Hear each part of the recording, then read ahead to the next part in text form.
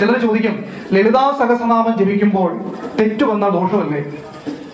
അപ്പൊ പരമഭാഗവതനായ ഒരു ആചാര്യൻ പറഞ്ഞു, ഒരു കുഞ്ഞ് ജനിക്കുന്ന ആ നിമിഷം ആ കുഞ്ഞ് അമ്മയെ വിളിക്കുന്നത് അമ്മയെ എന്നാണോ? ഒരിക്കലുമല്ല. അപ്പോൾ അത് വിളിക്കാൻ തുടങ്ങുന്നത് എപ്പോഴാണെന്ന് എന്നെക്കാൾ കൂടുതൽ ഇവിടെ ഇരിക്കുന്ന അമ്മമാർക്കറിയാം. അതുകൊണ്ട് അമ്മയ്ക്ക് ദേഷ്യം ഉണ്ടാവും ആ കുഞ്ഞിനോട്? ഒരിക്കലുമില്ല. ആ മുദ്ര ഓം പ്രാണായ സ്വാഹ, ഓം അപാനായ സ്വാഹ, ഓം ജ്ഞാനായ സ്വാഹ, ഓം ഉദാനായ സ്വാഹ, ഓം സമാനായ സ്വാഹ. ഇതാണ് പഞ്ചപ്രാണ മുദ്രകൾ. നമ്മുടെ ശരീരത്തിൽ എങ്ങനെയാണോ പ്രാണനുള്ളത്, ഇതുപോലെ തന്നെ ആ ദേവതയുടെ ശരീരത്തിലും പ്രാണനുണ്ടെന്നാണ് സങ്കല്പം. നമ്മുടെ തന്ത്രശാസ്ത്രം പറയുന്നത്. കാരണം എന്താ? മനുഷ്യനെ പോലെ പ്രതിഷ്ഠിച്ചിരിക്കുകയാണ്. മനുഷ്യനെല്ലാം വികാരങ്ങളും ആ ദേവതയ്ക്കുണ്ട്. അപ്പൊ ഈ നിവേദ്യത്തെ തൊട്ടുകൊണ്ട് തന്ത്രിയോ മേൽശാന്തിയോ ചൊല്ലുന്നത് എങ്ങനെയാണ്? പ്രാണായ സ്വാഹ.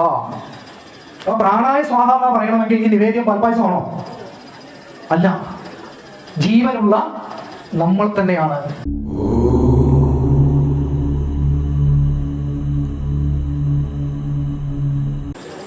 ശക്തിസ്വരൂപിണിയായ സാക്ഷാൽ ആദിപരാശക്തിയുടെ പാദപത്മങ്ങളിൽ ആദ്യമേ ഞാൻ നമസ്കരിക്കുകയാണ്. ഞാൻ ഇങ്ങോട്ട് വന്നപ്പോഴൊക്കെ വഴി കുറച്ച് മോശമായിരുന്നു. പല വഴികളും നമ്മളെ തെറ്റിക്കുന്നത് പോലെ വഴികൾ പലതും തെറ്റി. എങ്കിലും എൻ്റെ ഒരു സുഹൃത്തായ ഡ്രൈവർ എന്നെ കൃത്യമായി അമ്മയുടെ സന്നിധിയിൽ ലക്ഷാർച്ചന നടക്കുന്ന ഈ പുണ്യ ദേവാലയത്തിൻ്റെ തിരുമുറ്റത്ത് കൊണ്ടെത്തിച്ചു. അപ്പോൾ തന്നെ സ്നേഹത്തോടു കൂടി എന്നെ ക്ഷണിച്ച ഇവിടുത്തെ പ്രിയപ്പെട്ട സംഘാടകർ ഓടിയെത്തുകയും നമ്മളിങ്ങോട്ട് ക്ഷണിക്കുകയൊക്കെ ചെയ്തു. എന്തായാലും ദീപാരാധന കഴിഞ്ഞു നിൽക്കുന്ന ഈ വേളയിൽ ഇത്രയും ഭക്തജനങ്ങൾ നമ്മുടെ ഗ്രാമ അന്തരീക്ഷത്തിൽ ഒത്തുചേരുന്നു, അമ്മയുടെ അവദാനങ്ങൾ വർണ്ണിക്കാൻ എത്തിച്ചേരുന്നു എന്നുള്ളത് വളരെ വളരെ സന്തോഷം നൽകുന്ന ഒരു കാര്യം തന്നെയാണ്.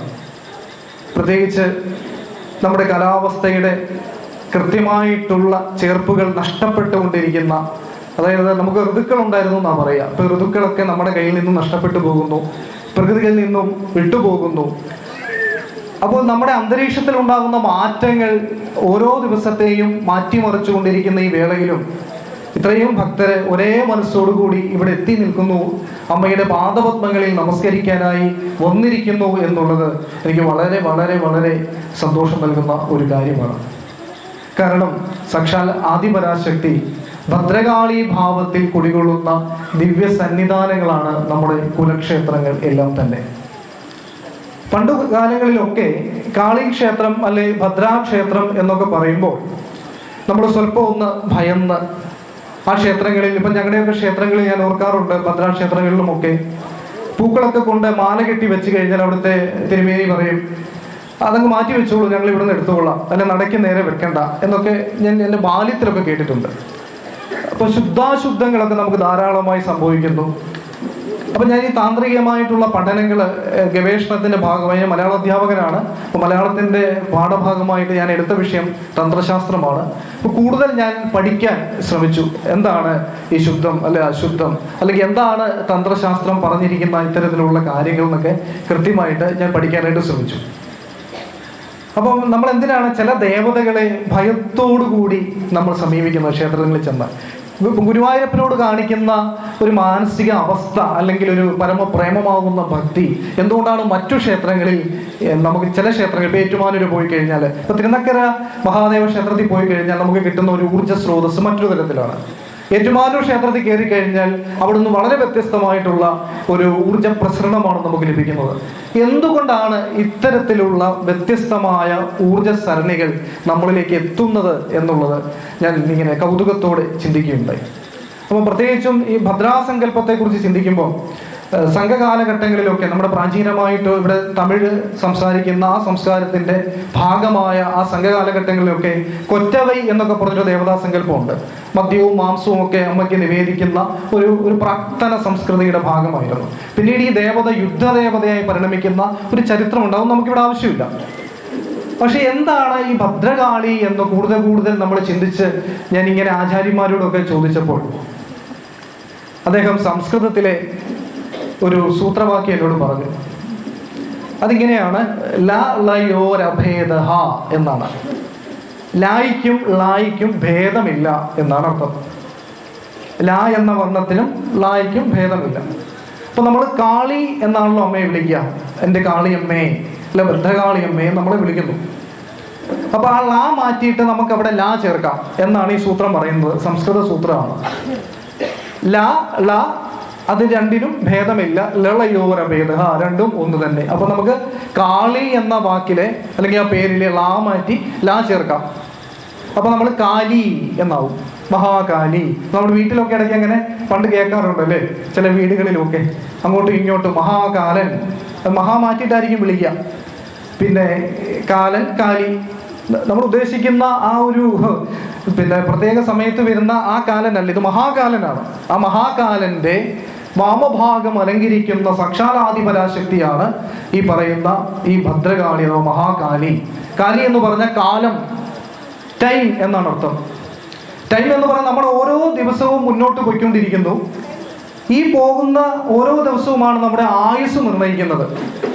ഏറ്റവും പ്രധാനമായി നിൽക്കുന്ന നമ്മുടെ ജീവിതത്തിൻ്റെ ആയുസ് എന്ന് പറയുന്ന, സമയമെന്ന് പറയുന്ന, ടൈം എന്ന് പറയുന്ന ഏറ്റവും നമ്മളെല്ലാവരും ഭയത്തോടുകൂടി നോക്കിക്കാണുന്ന ഒന്നിൻ്റെ അടിസ്ഥാന ദേവതയാണ് അമ്മ. അഥവാ നമ്മുടെ ജീവിതത്തിൻ്റെ തന്നെ അടിസ്ഥാന ദേവതയാണ് സാക്ഷാൽ ആദിപരാശക്തി ആയിരിക്കുന്ന ഈ ഭദ്രകാളി അമ്മ എന്ന് നമ്മൾ മനസ്സിലാക്കണം. അതാണ് ലളയോരഭേദ. കാളിയെ നമുക്ക് കാലി എന്ന് വിളിക്കാം, മഹാകാലി, മഹാകാലത്തിന്റെ തമ്പുരാട്ടിയാണമ്മ. ആ അമ്മയുടെ പതിസ്ഥാനമാണ് മഹാകാലൻ. അതുകൊണ്ട് തന്നെ പാർവതി ദേവിയുടെ രണ്ട് വ്യത്യസ്ത ഭാവമാണ് കാളിയും ഗൗരിയും എന്ന് പറയുന്നു. അപ്പൊ നമ്മൾ അമ്മയുടെ മുമ്പിൽ ചെന്ന് ഭയക്കേണ്ടത് ഒരു കാര്യവുമില്ല, ശുദ്ധാശുദ്ധങ്ങളുടെ ആവശ്യമില്ല. ചിലർ ചോദിക്കും, ലളിതാ സഹസ്രനാമം ജപിക്കുമ്പോൾ തെറ്റു വന്നാൽ ദോഷമല്ലേ? അപ്പം പരമഭാഗവതനായ ഒരു ആചാര്യൻ പറഞ്ഞു, ഒരു കുഞ്ഞ് ജനിക്കുന്ന ആ നിമിഷം ആ കുഞ്ഞ് അമ്മയെ വിളിക്കുന്നത് അമ്മേ എന്നാണോ? ഒരിക്കലുമല്ല. അപ്പോൾ അത് വിളിക്കാൻ തുടങ്ങുന്നത് എപ്പോഴാണെന്ന് എന്നേക്കാൾ കൂടുതൽ ഇവിടെ ഇരിക്കുന്ന അമ്മമാർക്കറിയാം. അതുകൊണ്ട് അമ്മയ്ക്ക് ദേഷ്യമുണ്ടാവും ആ കുഞ്ഞിനോട്? ഒരിക്കലുമില്ല. അപ്പൊ നമ്മുടെ ചില തെറ്റിദ്ധാരണകളാണ്. നമുക്കത് ജപിക്കണമെന്ന് തോന്നുന്ന നിമിഷം തന്നെ നമ്മൾ അതിനർഹരായി തീർന്നു. ലളിതാ സഹസ്രനാമമോ വിഷ്ണു സഹസ്രനാമമോ ജപിക്കാനായിട്ട് നമുക്ക് എപ്പോൾ തോന്നലുണ്ടാകുന്നുവോ ആ നിമിഷം നമ്മൾ എല്ലാവരും അതിനർഹരായി തീരുകയാണ് ചെയ്യുന്നത്. വളരെ ഭക്തിയോടുകൂടി ആ മന്ത്രങ്ങൾ ജപിച്ചു കഴിയുമ്പോൾ ഒരു കാരണവശാലും അവിടെ ശുദ്ധാശുദ്ധങ്ങളുടെ ആവശ്യമില്ല. നമ്മൾ പറയും ചില സമയങ്ങളിൽ നമുക്കിത് ജപിക്കാമോ? നമുക്ക് എപ്പോഴാണോ ജീവിതത്തിൽ പ്രതിസന്ധി വരുന്നത് ആ നിമിഷം നമുക്ക് വിളിക്കാം. അത് എവിടെ ആയാലും ഏത് അവസ്ഥയിലായാലും നമുക്ക് ആ നാമം ജപിക്കാം. എഴുത്തച്ഛൻ പറഞ്ഞിട്ടുണ്ട്, ഋതുവായ പെണ്ണിനും ഇരപ്പനും. എല്ലാവർക്കും അറിയാവുന്ന ശ്ലോകമാണത്. എഴുത്തച്ഛന് വളരെ പ്രശ്നമുണ്ടാക്കിയ ശ്ലോകം കൂടിയാണത്. പതിതനും അഗ്നിയജനം ചെയ്ത ഭൂസ്വരനും ഹരിനാമകീർത്തനം ജപിക്കാം, ഭഗവാന്റെ നാമം ജപിക്കാം എന്നാണ് പറഞ്ഞത്. അങ്ങനെ ജപിച്ചാലുള്ള ഗുണം എന്താണ്? ഹരതി പാപാനി, പാപങ്ങളെ ഇല്ലാതാക്കുന്ന ശബ്ദമാണ് ഹരി അഥവാ ഈശ്വരൻ. നമ്മൾ എന്തൊക്കെ ചെയ്തു വെച്ചിട്ടുണ്ടോ ആ പാപങ്ങളെ എല്ലാം ഇല്ലാതാക്കി നമ്മളെ സൽബുദ്ധിയിലേക്ക് നയിക്കുന്ന ഒന്നാണ് സാക്ഷാൽ ഈശ്വരനാമങ്ങൾ. അതുകൊണ്ടാണ് സരസ്വതി ദേവിയുടെ കയ്യിൽ ഒരു വീണയുണ്ട്, കച്ചപി എന്നാണെന്ന് തോന്നുന്നു ആ വീണയുടെ പേര്. ആ വീണ നമ്മൾ ശ്രദ്ധിച്ചറിയാം, ഒരു മനുഷ്യന്റെ രൂപം പോലെയാണ്.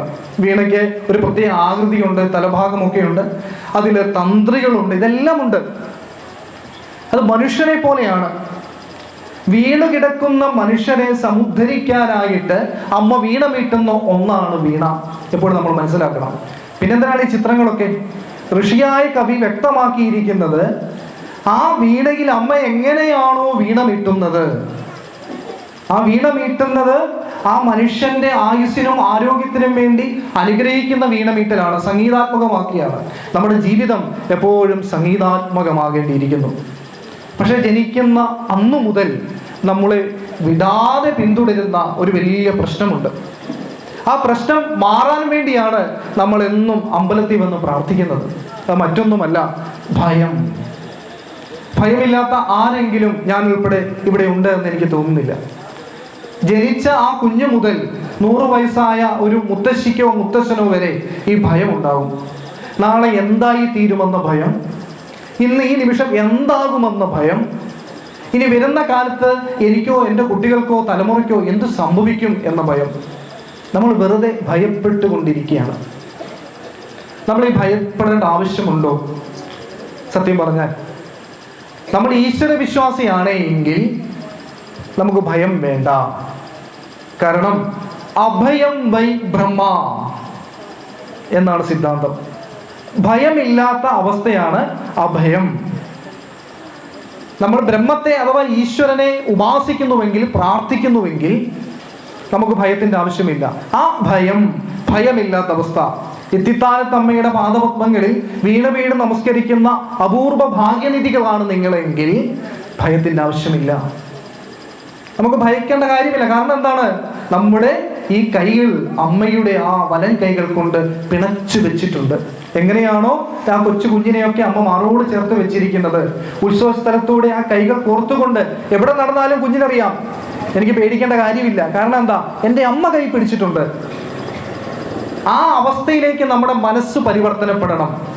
അല്ലാതെ 4 ചുമരിൻ്റെ അകത്ത് ഉറപ്പിച്ചു വെച്ചിരിക്കുന്ന ഒരു ശിലാഭാവമല്ല ഈശ്വരൻ. ഓരോ നിമിഷവും നമ്മളിലേക്ക് ഇറങ്ങി വരുന്ന ഈശ്വരൻ ഒരു അനുഭവമായി തീരണം. അങ്ങനെ അനുഭവമായി തീരുമ്പോൾ മാത്രമാണ് ഈശ്വര സങ്കല്പം എന്ന് പറയുന്നത് കൂടുതൽ ജൈവികമാകുന്നത്. നമ്മൾ എപ്പോഴും ഉണ്ട്.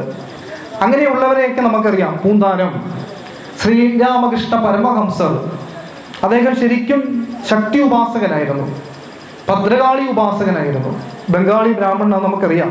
അദ്ദേഹം ശർക്കരയൊക്കെ കയ്യിലെടുത്തിട്ട് അമ്മേ ഇത് കഴിക്കണേ എന്ന് പ്രാർത്ഥിക്കുമ്പോൾ അമ്മ ആ ഭയാനക രൂപം അതേപോലെ ധരിച്ചു വന്ന് പെട്ടെന്ന് മാറി മാതൃഭാവത്തിലേക്ക് എത്തി കുഞ്ഞെ തന്നാലും എന്ന് പറഞ്ഞ് ശർക്കര കഴിക്കുമായിരുന്നു.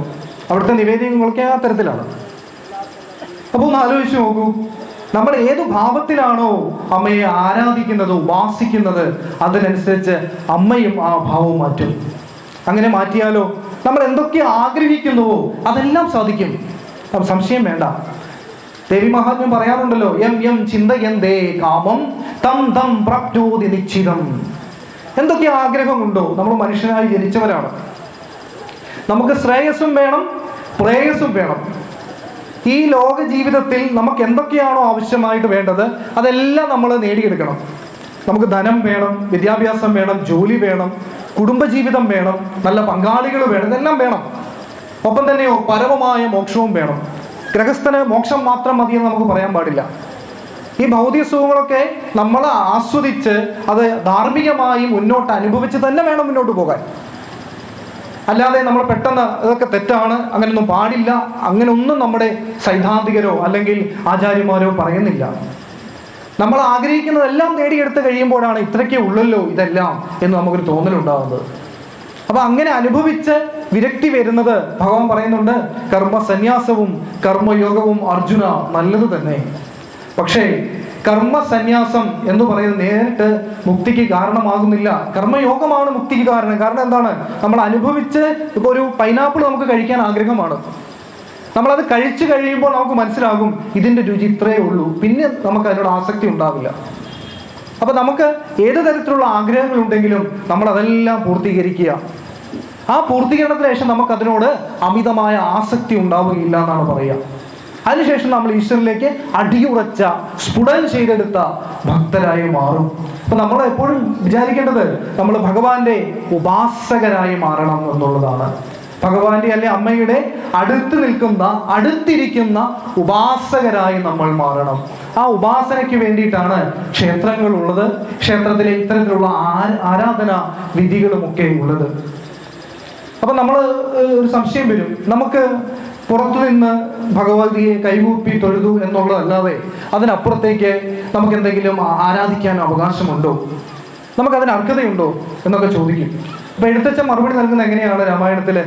തന്നെ ഗ്രഹ്യോക്ത മാർഗങ്ങളെ കൊണ്ട് മന്നിടത്തിങ്കിൽ ദ്വിജത്വമുണ്ടായി വന്നാൽ പൂജിക്കാമിടൂ എന്നാ പറയുന്നത്. ലക്ഷ്മണൻ ഉപദേശിച്ചു കൊടുക്കുകയാണ്, നമ്മൾ ജനിച്ചു കഴിയുമ്പോൾ ചെയ്തു തീർക്കേണ്ടതായ ചില കാര്യങ്ങളുണ്ട് ഗ്രഹസ്ഥന്മാർക്ക്. അത് ചെയ്തിട്ട് നമുക്ക് ദ്വിജത്വം ഉണ്ടായി വരും. മറ്റൊരു ജന്മമാണ് ദ്വിജത്വം, ബ്രാഹ്മണ്യം എന്ന് പറയുന്നത്. മറ്റൊരാളായി മാറുകയാണ്. അങ്ങനെ ആയിക്കഴിഞ്ഞാലോ പൂജിക്കാമിടൂ എന്നെ എന്നാണ് പറയുന്നത്. തന്നെ ഗ്രഹ്യോക്ത മാർഗങ്ങളെ കൊണ്ട് മന്നിടത്തെങ്കിൽ ദ്വിജത്വം ഉണ്ടായി വന്നാൽ പൂജിക്കാമിടൂ എന്ന് തന്നെയാണ് പറയുന്നത്. അപ്പം നമ്മൾ ഏത് വിധത്തിൽ വേണമെങ്കിലും ഭഗവതിയെ അല്ലെങ്കിൽ ഭഗവാനെ ഉപാസിക്കാനായിട്ട് സാധിക്കും. അർച്ചനം, വന്ദനം, സഖ്യം, ആത്മനിവേദനം എന്നൊക്കെ ഭാഗവത്തിൽ പറയുന്നുണ്ട്. നമുക്ക് അർച്ചനകൾ നടത്താം. അർച്ചനമൊക്കെ പല യുഗങ്ങളിലും ചെയ്തു വരുന്ന അനുഷ്ഠാനമാണ്. അർച്ചിക്കാം, ധ്യാനയോഗം ശീലിക്കാം, മറ്റു ഉപാസനാ പദ്ധതികളെല്ലാം തന്നെ നമുക്ക് ചെയ്യാം. ഇതിൻ്റെ എല്ലാം സംക്ഷിപ്തമായിട്ടുള്ള ഒരു പദ്ധതിയാണ് നമ്മുടെ ക്ഷേത്രങ്ങളിലുള്ളത്. ക്ഷതാത്രായത ഇത് ക്ഷേത്ര നമ്മൾ പറയും അല്ലേ. നമ്മളെ താഴെ വീണു പോയാൽ ഉയർത്തിയെടുക്കുന്ന ഒന്നാണ് ക്ഷേത്രം. ചിലർ പറയും, ഞാൻ വർഷത്തിൽ ഒരിക്കലേ ക്ഷേത്രത്തിൽ പോകുന്നുള്ളൂ. കാരണം എന്താ? എൻ്റെ മനസ്സാണ് അമ്പലം, ഞാൻ വീട്ടിൽ ഇരുന്നാൽ മതി, ആ ദേവത എൻ്റെ വീട്ടിലുണ്ട്. അതൊക്കെ വെറുതെ പറയുന്നതാണ്. ഈ ക്ഷേത്രത്തിൽ പോകാൻ ബുദ്ധിമുട്ടുള്ളവർ പറയുന്ന ചില നമ്പറുകളാണതെല്ലാം. നമ്മുടെ ആചാര്യന്മാർ പറയുന്നത്, സാധിക്കുമ്പോഴൊക്കെ നമ്മൾ ക്ഷേത്രത്തിൽ പോകണം. ഇത്രയും മഹാക്ഷേത്രം നമ്മുടെ ജില്ലകളിലൊക്കെ നമ്മുടെ ഈ ക്ഷേത്രത്തെ കുറിച്ചിട്ട് വളരെ പ്രശസ്തിയാണ്. പ്രഖ്യാതമായി മഹാക്ഷേത്രത്തിൻ്റെ സമീപത്ത് താമസിക്കുന്ന നിങ്ങൾ എല്ലാവരും മഹാഭാഗ്യം ചെയ്തവരാണ്. ആ ആദിപരാശക്തിയെ ഉപാസിക്കുന്ന നിങ്ങളെല്ലാം തന്നെ. അതുകൊണ്ട് തന്നെ ഞാൻ പറയുകയാണ്, എല്ലാ ദിവസവും നമുക്ക് സാധിക്കും പോലെ വന്ന് അമ്മയെ തൊഴണം. ആ അമ്മയുടെ പാദപത്മങ്ങളിൽ വീണ് നമസ്കരിച്ച്, അമ്മേ എന്നെ കാത്തു സംരക്ഷിക്കണം അമ്മേ, ഒരു കുഞ്ഞിനെ എന്നതുപോലെ എന്ന് പ്രാർത്ഥിക്കാൻ സാധിക്കണം. അങ്ങനെ പ്രാർത്ഥിക്കുമ്പോഴോ അമ്മ ആ മാതൃഭാവത്തോടു കൂടി നമ്മളെ അടുത്തടുത്തടുത്ത് വരും. ആ അമ്മ നമ്മുടെ കൂടെ എപ്പോഴും ഉണ്ടെങ്കിലോ ഒരു വിളിപ്പാടകലെ. ഇപ്പം നമുക്ക് എല്ലാവർക്കും മൊബൈൽ ഫോൺ ഉണ്ടല്ലേ. ഇപ്പം ന്യൂസിലാൻഡിലോ അല്ല അമേരിക്കയിലോ എവിടെ പോയാലും ഒന്ന് കോൾ ചെയ്താൽ നമുക്ക് കാണാം. പഴയതുപോലെ നമ്മൾ ഗൾഫിലൊക്കെ പോയി കഴിയുമ്പോൾ പണ്ട് കാലത്ത് വർഷത്തിൽ ഒരിക്കൽ അല്ലെങ്കിൽ 2 വർഷം കൂടുമ്പോഴൊക്കെ ആൾ വരിക, അല്ലെങ്കിൽ ഒരു കത്ത് വരിക. പക്ഷെ ഇപ്പം അങ്ങനെയല്ല. പോകുന്ന ആ നിമിഷം തൊട്ട് തന്നെ നമുക്ക് പോയി എന്ന ഫീലിംഗ് ഇല്ല. അതുപോലെ ഈ അമ്മ നമുക്കൊപ്പം എപ്പോഴും ഉണ്ടെങ്കിലോ, എപ്പോഴും നമ്മുടെ ജീവിതത്തിൽ അമ്മയുണ്ട് അല്ലെങ്കിൽ ഭഗവാനുണ്ട്, പിന്നെ എന്തിനാ നമ്മൾ പേടിക്കണം? നമുക്ക് എന്തെങ്കിലും പ്രശ്നം ഉണ്ടാകുമോ? ഒരിക്കലുമില്ല. ആ അവസ്ഥയിലേക്ക് നമ്മൾ മാറുമ്പോൾ നമ്മുടെ ജീവിതം ധന്യമാകും. അതിലേക്ക് അടുപ്പിക്കുന്ന ആദ്യ പാഠങ്ങളാണ് ക്ഷേത്രങ്ങൾ നൽകുന്നത്. ക്ഷേത്രത്തിൽ നമുക്കറിയാം, നമ്മളെന്നും വന്ന് ആ ക്ഷേത്രത്തിൽ വന്ന് പ്രാർത്ഥിക്കുന്നു, ഉപാസിക്കുന്നു. ആ ഇരിക്കുന്ന ക്ഷേത്ര സങ്കല്പം എന്താണെന്നൊക്കെ പല ആചാര്യന്മാരും പറഞ്ഞിട്ടുണ്ടാവും. എന്തിനാണ് നമ്മുടെ ആ ശ്രീകോവിലിന്റെ ആ ഭാഗത്തെ ഗർഭഗൃഹം എന്ന് പറയുന്നത്? അങ്ങനെ കേട്ടിട്ടുണ്ടാകുമല്ലോ അല്ലെ. ഗർഭഗൃഹമാണ് ശ്രീകോവിലിന്റെ ആ ഭാഗം എന്ന് നമ്മൾ പറയാറുണ്ട്. എന്താണത്? നിങ്ങൾ ശ്രദ്ധിച്ചിട്ടുണ്ടാവും, ആ ക്ഷേത്രത്തിലെ വിഗ്രഹം പ്രതിഷ്ഠിച്ചിരിക്കുന്നത് ഒരു പീഠത്തിലാണ്. എല്ലാവരും ശ്രദ്ധിച്ചിട്ടുണ്ടാവും. ഇനിയും പെട്ടെന്ന് കാണാൻ പറ്റുന്നില്ലെങ്കിൽ അഭിഷേക സമയത്ത് ഒന്ന് പോയിരുന്നു നോക്കിയാട്ടെ. ഒരു ഖണ്ഡം, ശിലാഖണ്ഡമുണ്ട്. അത് നടുക്ക് ഒരു ചെറിയ സ്പേസ് ഇട്ട്, ഒരു കുഴി പോലെ ഇട്ടിട്ട് അതിൻ്റെ ഉള്ളിലാണ് ഈ ബിംബം ഇറക്കി വെച്ചിരിക്കുന്നത്. ദിവസങ്ങൾ നീണ്ടു നിൽക്കുന്ന താന്ത്രിക സാധനയ്ക്ക് ശേഷം ആചാര്യൻ എന്ന തന്ത്രി ഇതിലേക്ക് ഈ ദേവതയുടെ ബിംബത്തെ ഇറക്കി വെക്കുന്നു. ഇങ്ങനെയാണ് പ്രതിഷ്ഠയുടെ ഏറ്റവും ചെറിയൊരു വിവരണം. തന്ത്രശാസ്ത്രം, കുഴിക്കാട്ടു പച്ചയൊക്കെ താന്ത്രിക ഗ്രന്ഥമാണ്. അതിലാണ് ഞാൻ ചെറിയ രീതിയിലൊക്കെ പഠനം നടത്തിയത്. അപ്പം അത് കൃത്യമായിട്ട് പറയുന്നുണ്ട്, ഈ പീഠം എന്ന് പറയുന്നത് സ്ത്രീ സങ്കല്പമാണ്, പ്രകൃതിയാണ് സ്ത്രീ സങ്കല്പം. അതിലേക്ക് പ്രതിഷ്ഠിതമാകുന്ന ബിംബം, അത് ദേവന്റെ ആയിക്കൊള്ളട്ടെ, ദേവിയുടെ ആയിക്കൊള്ളട്ടെ, ആരുടെയും ആയിക്കൊള്ളട്ടെ, അത് പുരുഷ സങ്കല്പമാണ്, മഹാപുരുഷനാണ്. അപ്പൊ ഇത് ഒരുമിപ്പിക്കുമ്പോൾ അവിടെ ഒരു ജന്മം ഉണ്ടാകുന്നു. പ്രകൃതി പുരുഷ സംലയനം നടക്കുന്ന ഇടം, അതാണ് ഗർഭഗൃഹം എന്ന് പറയുന്നത്. അവിടേക്ക് ഒരു ഊർജം ഉണ്ടാകുകയാണ്. ഈ 2 ശിലകളും, സ്ത്രീശിലയും പുരുഷശിലയുമാണ് ഇതിന് ഉപയോഗിക്കുക. തമ്മിൽ ചേരുമ്പോൾ നമ്മൾ വിചാരിക്കാത്ത അഭൗതികമായ ഒരു ഊർജ പ്രസരണം അവിടെ നടക്കുന്നുണ്ട്. വെറുതെ കൊണ്ട് 2 കല്ല് കൂട്ടി വെക്കുകയല്ല അവിടെ ചെയ്യുന്നത്. അഷ്ടബന്ധമിടും, നവരത്നങ്ങളൊക്കെ ആ ശിലാഖണ്ഡത്തിനകത്ത് നമ്മൾ സ്ഥാപിക്കും തന്ത്രിമാര്. മന്ത്രപൂരിതമായിരിക്കുന്ന കലശ തീർത്ഥം, കലകൾ ശയിക്കുന്നതാണ് കലശം. കലകളൊക്കെ ആവാഹിച്ചിട്ടാണ് കലശം പൂജിച്ചു വെക്കുക. അതൊക്കെ ബിംബത്തിലേക്ക് വർഷിക്കുമ്പോൾ ആ ബിംബത്തിന്റെ സ്ഥൂല സൂക്ഷ്മ കാരത്ത ശരീരവുമുണ്ട് ബിംബത്തില്. ഇതിനെയൊക്കെ ആ തീർത്ഥം അഭിഷേകം ചെയ്ത് വരുമ്പോഴേക്കും സോമസമാനമായി അല്ലെങ്കിൽ ചന്ദ്രനിൽ നിന്ന് ലഭിക്കുന്ന അമൃതകിരണം പോലെ തീർത്ഥം മാറുകയാണ്. അവിടെ ഒരു ജീവൻ ഉണ്ടാവുകയാണ്. അതുകൊണ്ട് അതിനെ ഗർഭഗൃഹം എന്ന് പറയുന്നു. ഈ പ്രപഞ്ചം മുഴുവൻ നിറഞ്ഞു നിൽക്കുന്ന ആ മഹാശക്തിക്ക് പ്രത്യേകിച്ച് ഒരു ക്ഷേത്രമോ ഒരു ബിംബമോ ഒന്നും ആവശ്യമില്ല. പിന്നെ എന്തിനാണ്? നമുക്ക് വേണ്ടിയാണ് ഈ ക്ഷേത്രവും ക്ഷേത്രത്തിലെ പ്രതിഷ്ഠയെല്ലാം തന്നെ. അതുകൊണ്ട് തന്നെയാണ് ഈ ദേവതയ്ക്ക് അല്ലെങ്കിൽ ദേവിക്ക് ദേവനൊക്കെ തന്നെ മാനുഷികമായിട്ടുള്ള ചില വികാരങ്ങൾ നമ്മൾ കൊടുക്കുന്നത്. അതുകൊണ്ടാണ് വെളുപ്പിന് 5 മണിക്ക് ഉണർത്തണമെന്ന് പറയുന്നത്. ഉണർന്നു കഴിഞ്ഞാൽ തിരുവാർപ്പല കൃഷ്ണൻ ഉടൻ നിവേദ്യം വേണം. ഒരു നിമിഷം താമസിച്ച അവസരത്തിൽ ഭഗവാന്റെ അരയിലെ അരഞ്ഞാണം വിശപ്പോടുകൂടി താന്നുപോയി എന്നാണ് പറയുക. വിശന്നിട്ട് സാക്ഷാൽ പ്രപഞ്ചം മുഴുവൻ നിലനിൽക്കുന്ന ആ മഹാശക്തിക്ക് വിശക്കുമോ എന്ന് ചോദിച്ചാൽ നമ്മളൊരു ബിംബത്തിലേക്ക് ചുരുക്കി പ്രതിഷ്ഠിച്ചിരിക്കുകയാണല്ലോ. അപ്പം ആർക്ക് വേണ്ടി? നമുക്ക് വേണ്ടി, മനുഷ്യന് വേണ്ടിയാണ് ഇതെല്ലാം. അങ്ങനെ ചെയ്യുമ്പോഴേക്കും ആ മാനുഷികമായ ചിന്തകൾ ഈ ദേവതയ്ക്കും ആരോപിക്കപ്പെടേണ്ടി വരും എന്നുള്ളതാണ് വാസ്തവം. അപ്പൊ ഈ ക്ഷേത്ര അനുഷ്ഠാനങ്ങളിൽ ഏറ്റവും പ്രധാനപ്പെട്ടതാണ് ആദ്യമായി നമ്മൾ ഒരു ദിവസത്തെ പൂജ എന്ന് പറയുന്നത്. ക്ഷേത്രവുമായി ബന്ധപ്പെട്ടാണ് നമ്മുടെയൊക്കെ ജീവിതം എന്നതുകൊണ്ടാണ് ഞാൻ അതിലേക്ക് കിടക്കുന്നത്. 3 പൂജകൾ ചേരുന്നതാണ് ഒരു പൂജ. ഉഷപൂജ, ഉച്ചപൂജ, അത്താഴ പൂജ എന്നിവയാണ് പ്രധാനമായും നടക്കുക. 3 പൂജകൾ ചേരുന്നത് ഒരു പൂജ. ആ പൂജയ്ക്ക് മുമ്പായിട്ട് ആ താന്ത്രികൻ അവിടെ ഇരുന്ന് അദ്ദേഹത്തിന്റെ ശരീരത്തെ ശുദ്ധമാക്കും. നമ്മളെല്ലാം കണ്ടിട്ടുണ്ട്, ചില ക്രിയകളൊക്കെ ചെയ്ത് നമ്മൾ കാണാറുണ്ട്. ശ്രദ്ധിച്ചാൽ അറിയാം. തന്നെയും തൻ്റെ ചുറ്റുപാടിനെയും ബാധിച്ചിരിക്കുന്ന നെഗറ്റീവ് എനർജികളെ ഇല്ലാതാക്കാനായിട്ടാണ് ഈ ശാരീരികമായ ശുദ്ധിക്രിയ നടത്തുക. അതിന് അസ്ത്രമന്ത്രങ്ങളൊക്കെ ഉപയോഗിച്ച് താളത്രയൊക്കെ ചെയ്യുന്നത് നിങ്ങളിങ്ങനെ കണ്ടിട്ടുണ്ടാവും. ശ്രദ്ധിക്കുമ്പോൾ അറിയാം. താളത്രയം, ദിഗ്ബന്ധനം, അഗ്നിപ്രാകാരം എന്നൊക്കെ അതിന് പറയാം. അസ്ത്രമന്ത്രം ജപിച്ചിട്ട് ഇപ്പൊ സഹസ്രാരാഹുംഭൾ എന്ന മന്ത്രം മഹാവിഷ്ണുവിൽ ഉപയോഗിക്കും. അങ്ങനെ ഓരോ ദേവതയ്ക്കും ഈ അസ്ത്രമന്ത്രങ്ങളുണ്ട്. അത് ജപിച്ച് തനിക്കും തൻ്റെ ചുറ്റുപാടിനും പ്രശ്നമുണ്ടാക്കുന്ന നെഗറ്റീവ് എനർജികളെ ഉന്മൂലനം ചെയ്യും. തന്നെ ശരിക്കും ശുദ്ധനാകും. പ്രാണായാമം നടത്തും. എന്തിനാണ്?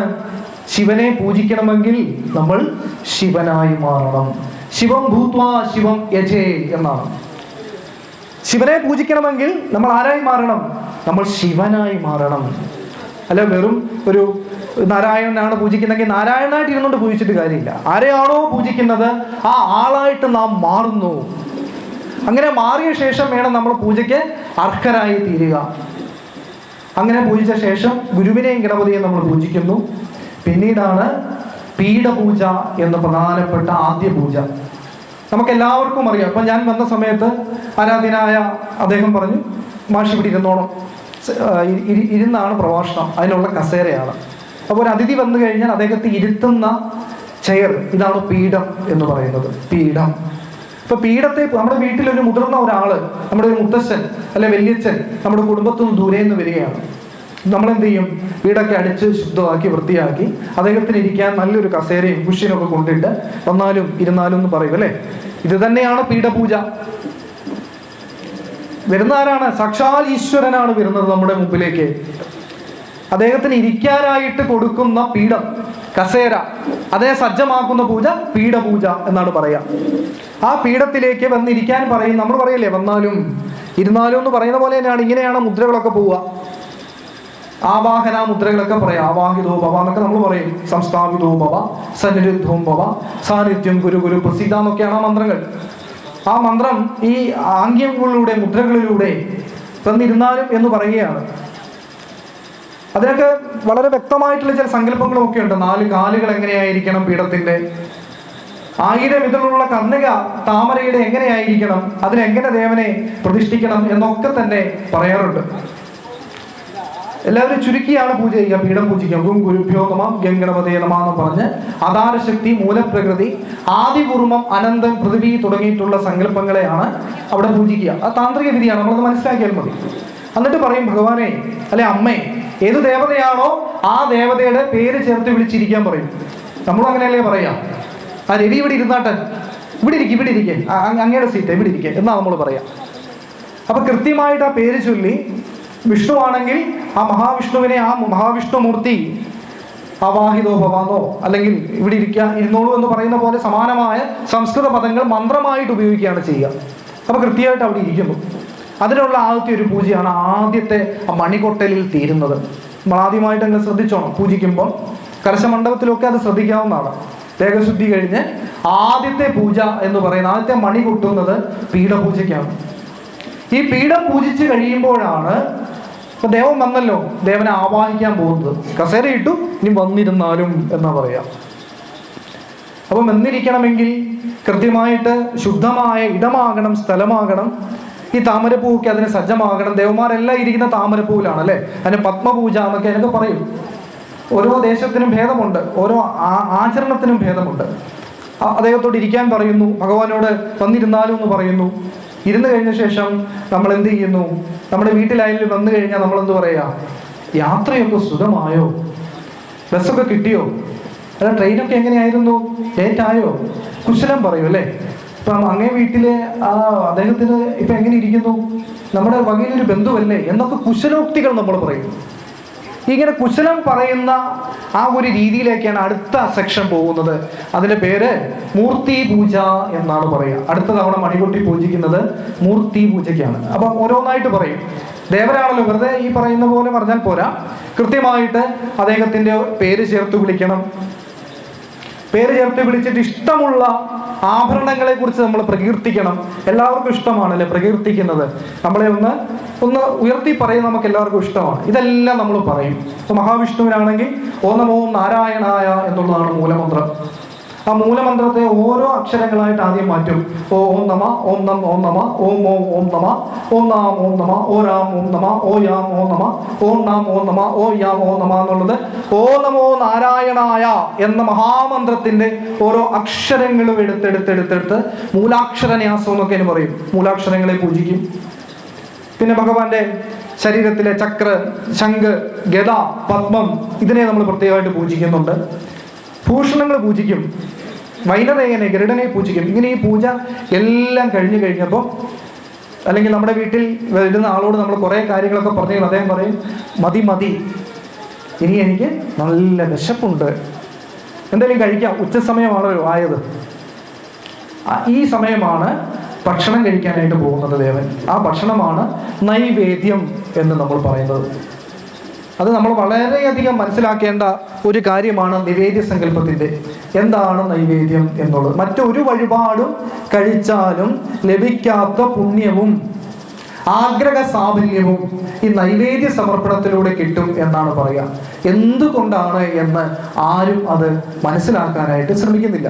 നമുക്ക് വീട്ടിലൊരു പിറന്നാൾ വന്നാലോ എന്തെങ്കിലും ആഘോഷം വന്നാലോ നമ്മൾ പറയല്ലേ, ദേവിക്ക് ഒരു പായസം അല്ലെങ്കിൽ 1 ലിറ്റർ പാൽ പായസം.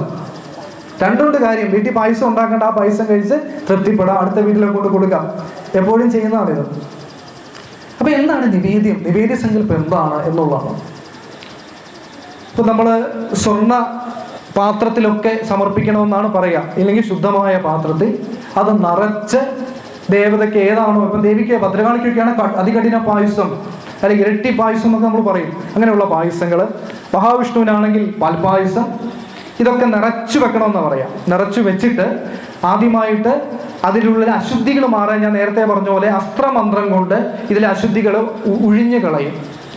പിന്നെ ഇതിൻ്റെ അഴുക്കംശത്തെ മുഴുവൻ ഇല്ലാതാക്കി ഇതിനെ അമൃതാക്കും. അതിനുവേണ്ടി ഓങ്കാരം ജപിച്ച് അതിനകത്തോട്ട് ജലം തളിക്കും. മൂലമന്ത്രം കൊണ്ട് അർച്ചന നടത്തും. പിന്നെ പ്രധാനമായിട്ട് അതിനകത്ത് ഗരുഡമുദ്ര കാണിച്ച് ക്ഷൗ നിർവിഷീ ഭവ എന്ന് പറഞ്ഞൊരു മന്ത്രം ഉപയോഗിച്ചിട്ട് ആ നിവേദ്യത്തിനുള്ളിലുള്ള വിഷാംശത്തെ മുഴുവൻ ഇല്ലാതാക്കും. പഴയ കാലത്ത് മഹാവൈദ്യന്മാര് വിഷചികിത്സ നടത്തുമ്പോൾ ഉപയോഗിക്കുന്ന ഒരു മുദ്രയാണ് ഈ പറയുന്ന ഗരുഡമുദ്ര എന്ന് പറയുന്നത്. ആ മുദ്ര ഏകദേശം ഇങ്ങനെ ആയിരിക്കുക, ഗരുഡനെ പോലെ. ഈ മുദ്ര കാണിച്ചിട്ട് അതിനുള്ളിലുള്ള നെഗറ്റീവുകളെല്ലാം ഇല്ലാതാക്കുന്നു. ഗരുഡൻ വിഷങ്ങളെ ഇല്ലാതാക്കുന്ന ആളാണെന്നാണ് പറയാം. അതിനുശേഷം കാമധേനുവിൻ്റെ അകിടിൽ നിന്ന് ചുരത്തുന്ന അമൃത് പോലെ നൈവേദ്യം മാറണമെന്ന സങ്കല്പത്തിൽ സുരഭിമുദ്ര കാണിക്കും. ആ മുദ്രയും ഇതുപോലെ കാമധേനുവിൻ്റെ അകിടിൻ്റെ, പശുവിൻ്റെ അകിടിൻ്റെ ആകൃതിയിലുള്ളൊരു മുദ്രയാണ്. ആ മുദ്രയും കൂടെ കാണിച്ച് ഇത് അമൃതാക്കിയിട്ട് ഭഗവാനെ അങ്ങിങ്ങോട്ട് നോക്കണം എന്ന് പ്രാർത്ഥിച്ചുകൊണ്ട് നേത്രമന്ത്രം കൊണ്ട് പുഷ്പങ്ങൾ അർച്ചിക്കുന്നു. നേത്രായ നമ എന്ന് പറയുന്നു. രസന, നമുക്ക് രുചി വേണമല്ലോ, ആ രുചിയെ ആകർഷിക്കുന്നു. ഇത്രയും ചെയ്ത് കഴിഞ്ഞിട്ടാണ് ഈ നിവേദ്യം ദേവന് സമർപ്പിക്കുന്നത്. നിങ്ങൾ നിവേദ്യം സമർപ്പിക്കുന്നതൊക്കെ കണ്ടിട്ടുണ്ടാവും.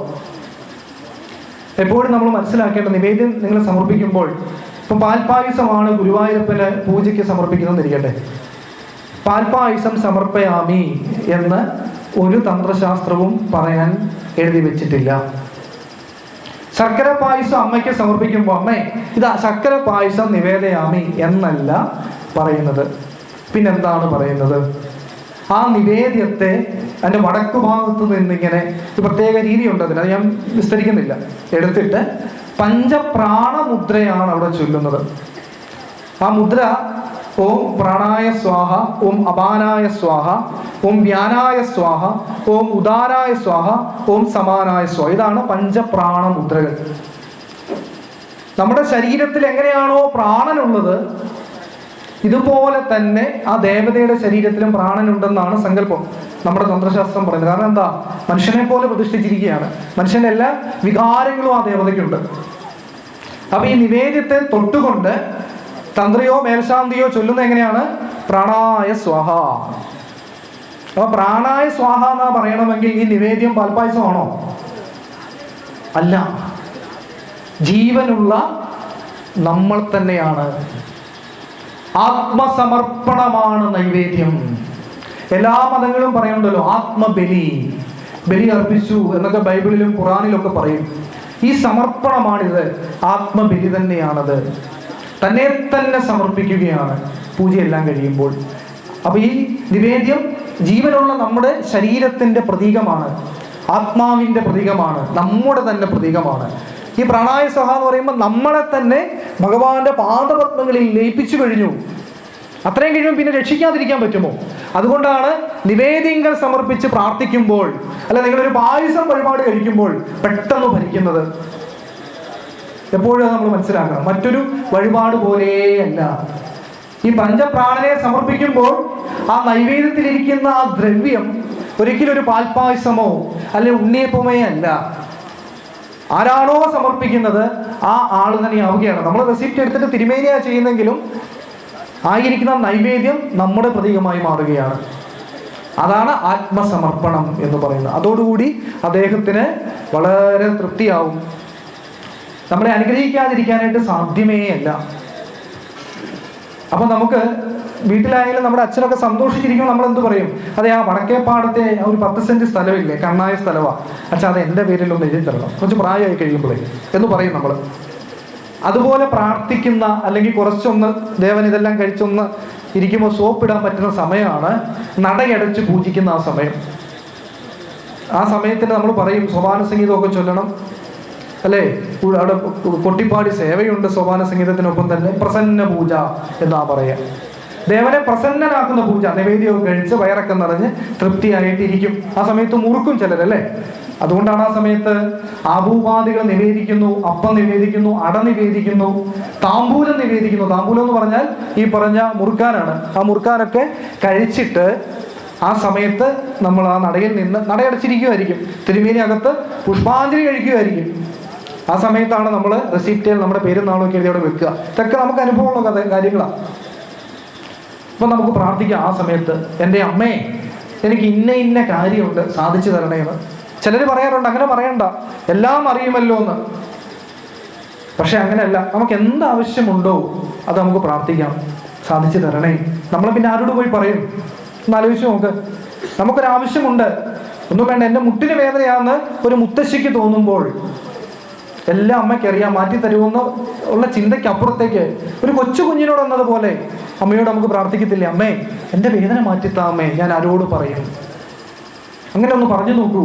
ഈ ദേവത നമ്മളിലേക്ക് വരുന്ന ഒരു വല്ലാത്ത അനുഭൂതിയിലേക്ക് നമുക്ക് ലയിച്ചു ചേരാനായിട്ട് സാധിക്കും. ദേവത എന്ന് പറയുന്നത്, ഈശ്വരൻ എന്ന് പറയുന്നത് നമ്മൾ എപ്പോഴും ഓർക്കുക. മാസത്തിലൊരിക്കൽ ശബരിമലയിലോ ഗുരുവായൂരോ പോയി ചെന്ന് തൊഴുമ്പോൾ ആ 4 മതിൽക്കകത്തിരിക്കുന്ന ഒരു സനാതന സത്യം മാത്രമല്ല, അതുകൂടിയാണ്. പക്ഷെ അത് മാത്രമല്ല, അയ്യപ്പൻ നിന്റെ അകത്തോ എന്നാണ് നമ്മൾ പറയുക, അല്ലേ? എരുമേലി ചൊല്ലുന്നൊക്കെ അങ്ങനെ തന്നെയാണ്. നമ്മുടെ എല്ലാവരുടെയും അകത്തിരിക്കുന്ന ആ ചൈതന്യമാണ് ഈശ്വരൻ എന്ന് പറയുന്നത്.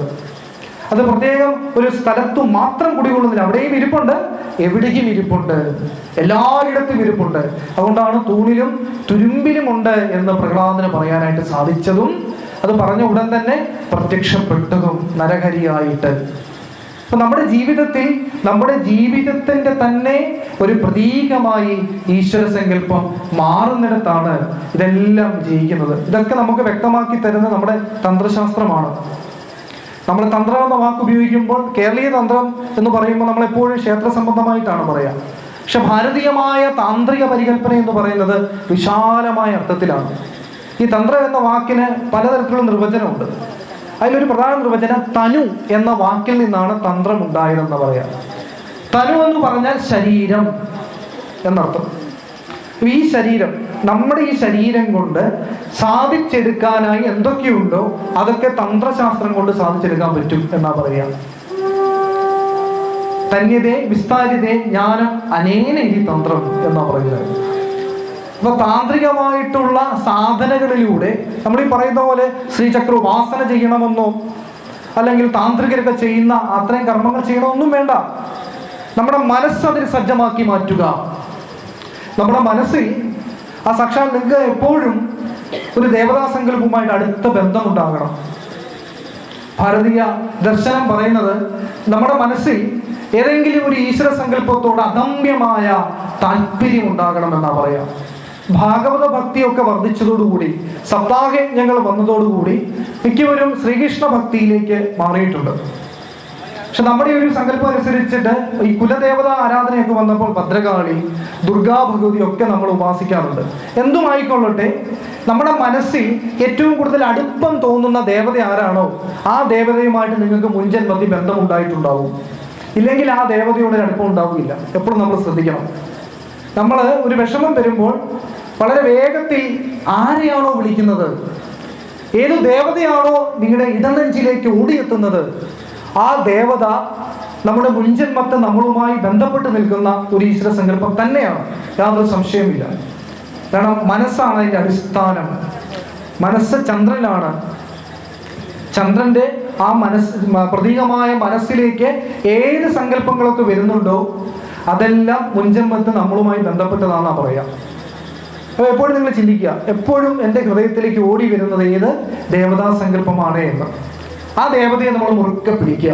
എന്നും നമ്മൾ സഹസ്രനാമം ജപിക്കണം. ഇപ്പൊ നമ്മുടെ വീടുകളിലൊക്കെ നാമജപം പോലും ഉണ്ട് എന്ന് എനിക്ക് തോന്നുന്നില്ല. ഇപ്പൊ ഞാനൊക്കെ കോളേജിൽ പഠിപ്പിക്കുമ്പോൾ 10-22 വയസ്സായ കുട്ടികളോട് ഇങ്ങനെ ചോദിക്കും, നിങ്ങളുടെ വീട്ടിൽ നാമം ജപിക്കാറുണ്ടോ?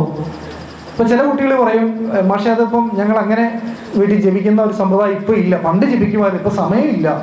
എന്തുകൊണ്ടാണ്? കുടുംബവിളക്ക് ഉൾപ്പെടെയുള്ള പല സീരിയലുകളും ഉണ്ട്. അപ്പൊ അത് കണ്ടുകൊണ്ടിരിക്കുന്നത് കൊണ്ട് വിളക്ക് അവിടെ കത്തിച്ചു വെക്കും. ആ ടിവിയുടെ മുമ്പിൽ ഇതുപോലെ കസേരയിട്ട് ഇരിപ്പുണ്ടാവും.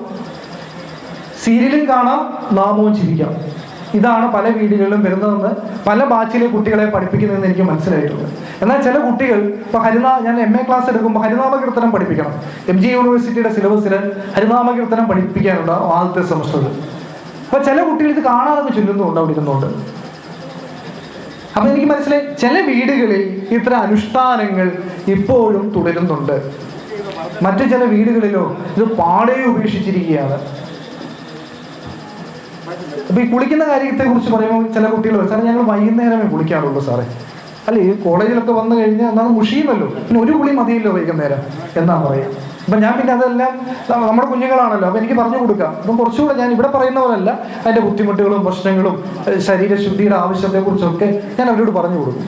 അപ്പം അങ്ങനെ കുറച്ച് കുട്ടികൾ അതിലൊക്കെ മാറ്റമൊക്കെ വന്ന് പ്രത്യേകമായിട്ട് വന്നെന്നല്ല ഞാൻ പറഞ്ഞ്, ഇങ്ങനെ വരാനായിട്ട് തുടങ്ങി. പക്ഷെ നമ്മുടെ ആചാരങ്ങൾ മാറിപ്പോകാൻ തുടങ്ങിയിരിക്കുകയാണ്. അത് ആചാര്യന്മാരുടെ പ്രശ്നം അതിനകത്തുണ്ട്. ആചാരോദിക ശാസ്ത്രാർത്ഥാൻ ആചാര്യ സ്ഥാപിയത്യവി സ്വയം ആചരതയെ തസ്മാത് ആചാര്യ ഇത് കഥിത എന്നാണ്. ആചാരങ്ങൾ എന്തൊക്കെയാണ് എന്ന് സ്വയം മനസ്സിലാക്കിയ ശേഷം തൻ്റെ സ്വജീവിതത്തിൽ അത് കാണിച്ചു കൊടുത്ത് തൻ്റെ ഫോളോവേഴ്സിനോട്, തന്നെ പിന്തുടരുന്നോട് ഇങ്ങനെ ചെയ്യൂ എന്ന് പറഞ്ഞ് മുമ്പോട്ട് പോകുന്ന ആളാണ് ആചാര്യൻ എന്ന് പറയുന്നത്. അത്തരത്തിലുള്ള ആചാര്യന്മാരുടെ അഭാവം, ഒന്ന് പറയുകയും മറ്റൊന്ന് പ്രവർത്തിക്കുകയും ചെയ്യുന്ന ആചാര്യന്മാരുടെ ഒരു വലിയ നീണ്ട നിര എല്ലാ കാലത്തുമുണ്ട്. അതിന് നല്ലവരുമുണ്ട് കേട്ടോ, തീർച്ചയായും നല്ല ആൾക്കാരുമുണ്ട്. അപ്പോൾ നല്ല നല്ല ആൾക്കാർ പറയുന്ന ഒരു നിഷ്ഠാപൂർണമായ ഒരു സമ്പ്രദായം നമ്മൾ ഉണ്ടാക്കിയെടുക്കേണ്ടത് അത്യാവശ്യം തന്നെയാണ്. പ്രഭാതത്തിൽ എഴുന്നേറ്റ് 2 നേരവും നമ്മൾ വിളക്ക് കത്തിക്കണമെന്നാണ് പറയുന്നത്. നിലവിളക്ക് കത്തിക്കേണ്ട അത്യാവശ്യമാണ്. പ്രായോഗിക ജീവിതമാണ് ഞാൻ ഈ പറയുന്നത്. വിളക്ക് കത്തിക്കുമ്പോൾ ഇപ്പൊ ഇവിടെ നിലവിളക്ക് കത്തിച്ച് വെച്ചിട്ടുണ്ട്. ഈ തിരിയിൽ നിന്നും ഒരു നാദം ഉണ്ടാകുന്നുണ്ടെന്നാ പറയുക. ശ്രദ്ധിച്ചാൽ ഓംകാരമാണ് ആ നാദം എന്ന് നമുക്ക് മനസ്സിലാവും. നമ്മൾ വീട്ടിൽ വിളക്ക് കത്തിച്ചു വെച്ചാലും അഗ്നി ജ്വലിപ്പിച്ചു കഴിയുമ്പോഴേക്കും പ്രണവം ഓം എന്ന് പറയുന്ന മഹാശബ്ദം, ആ ഊ മ അല്ലെ, നമുക്കറിയാം ബ്രഹ്മ വിഷ്ണു മഹേശ്വരന്മാരെ കുറിക്കുന്ന ആ മഹാമന്ത്രം തന്നെയാണ് ഓംകാരം.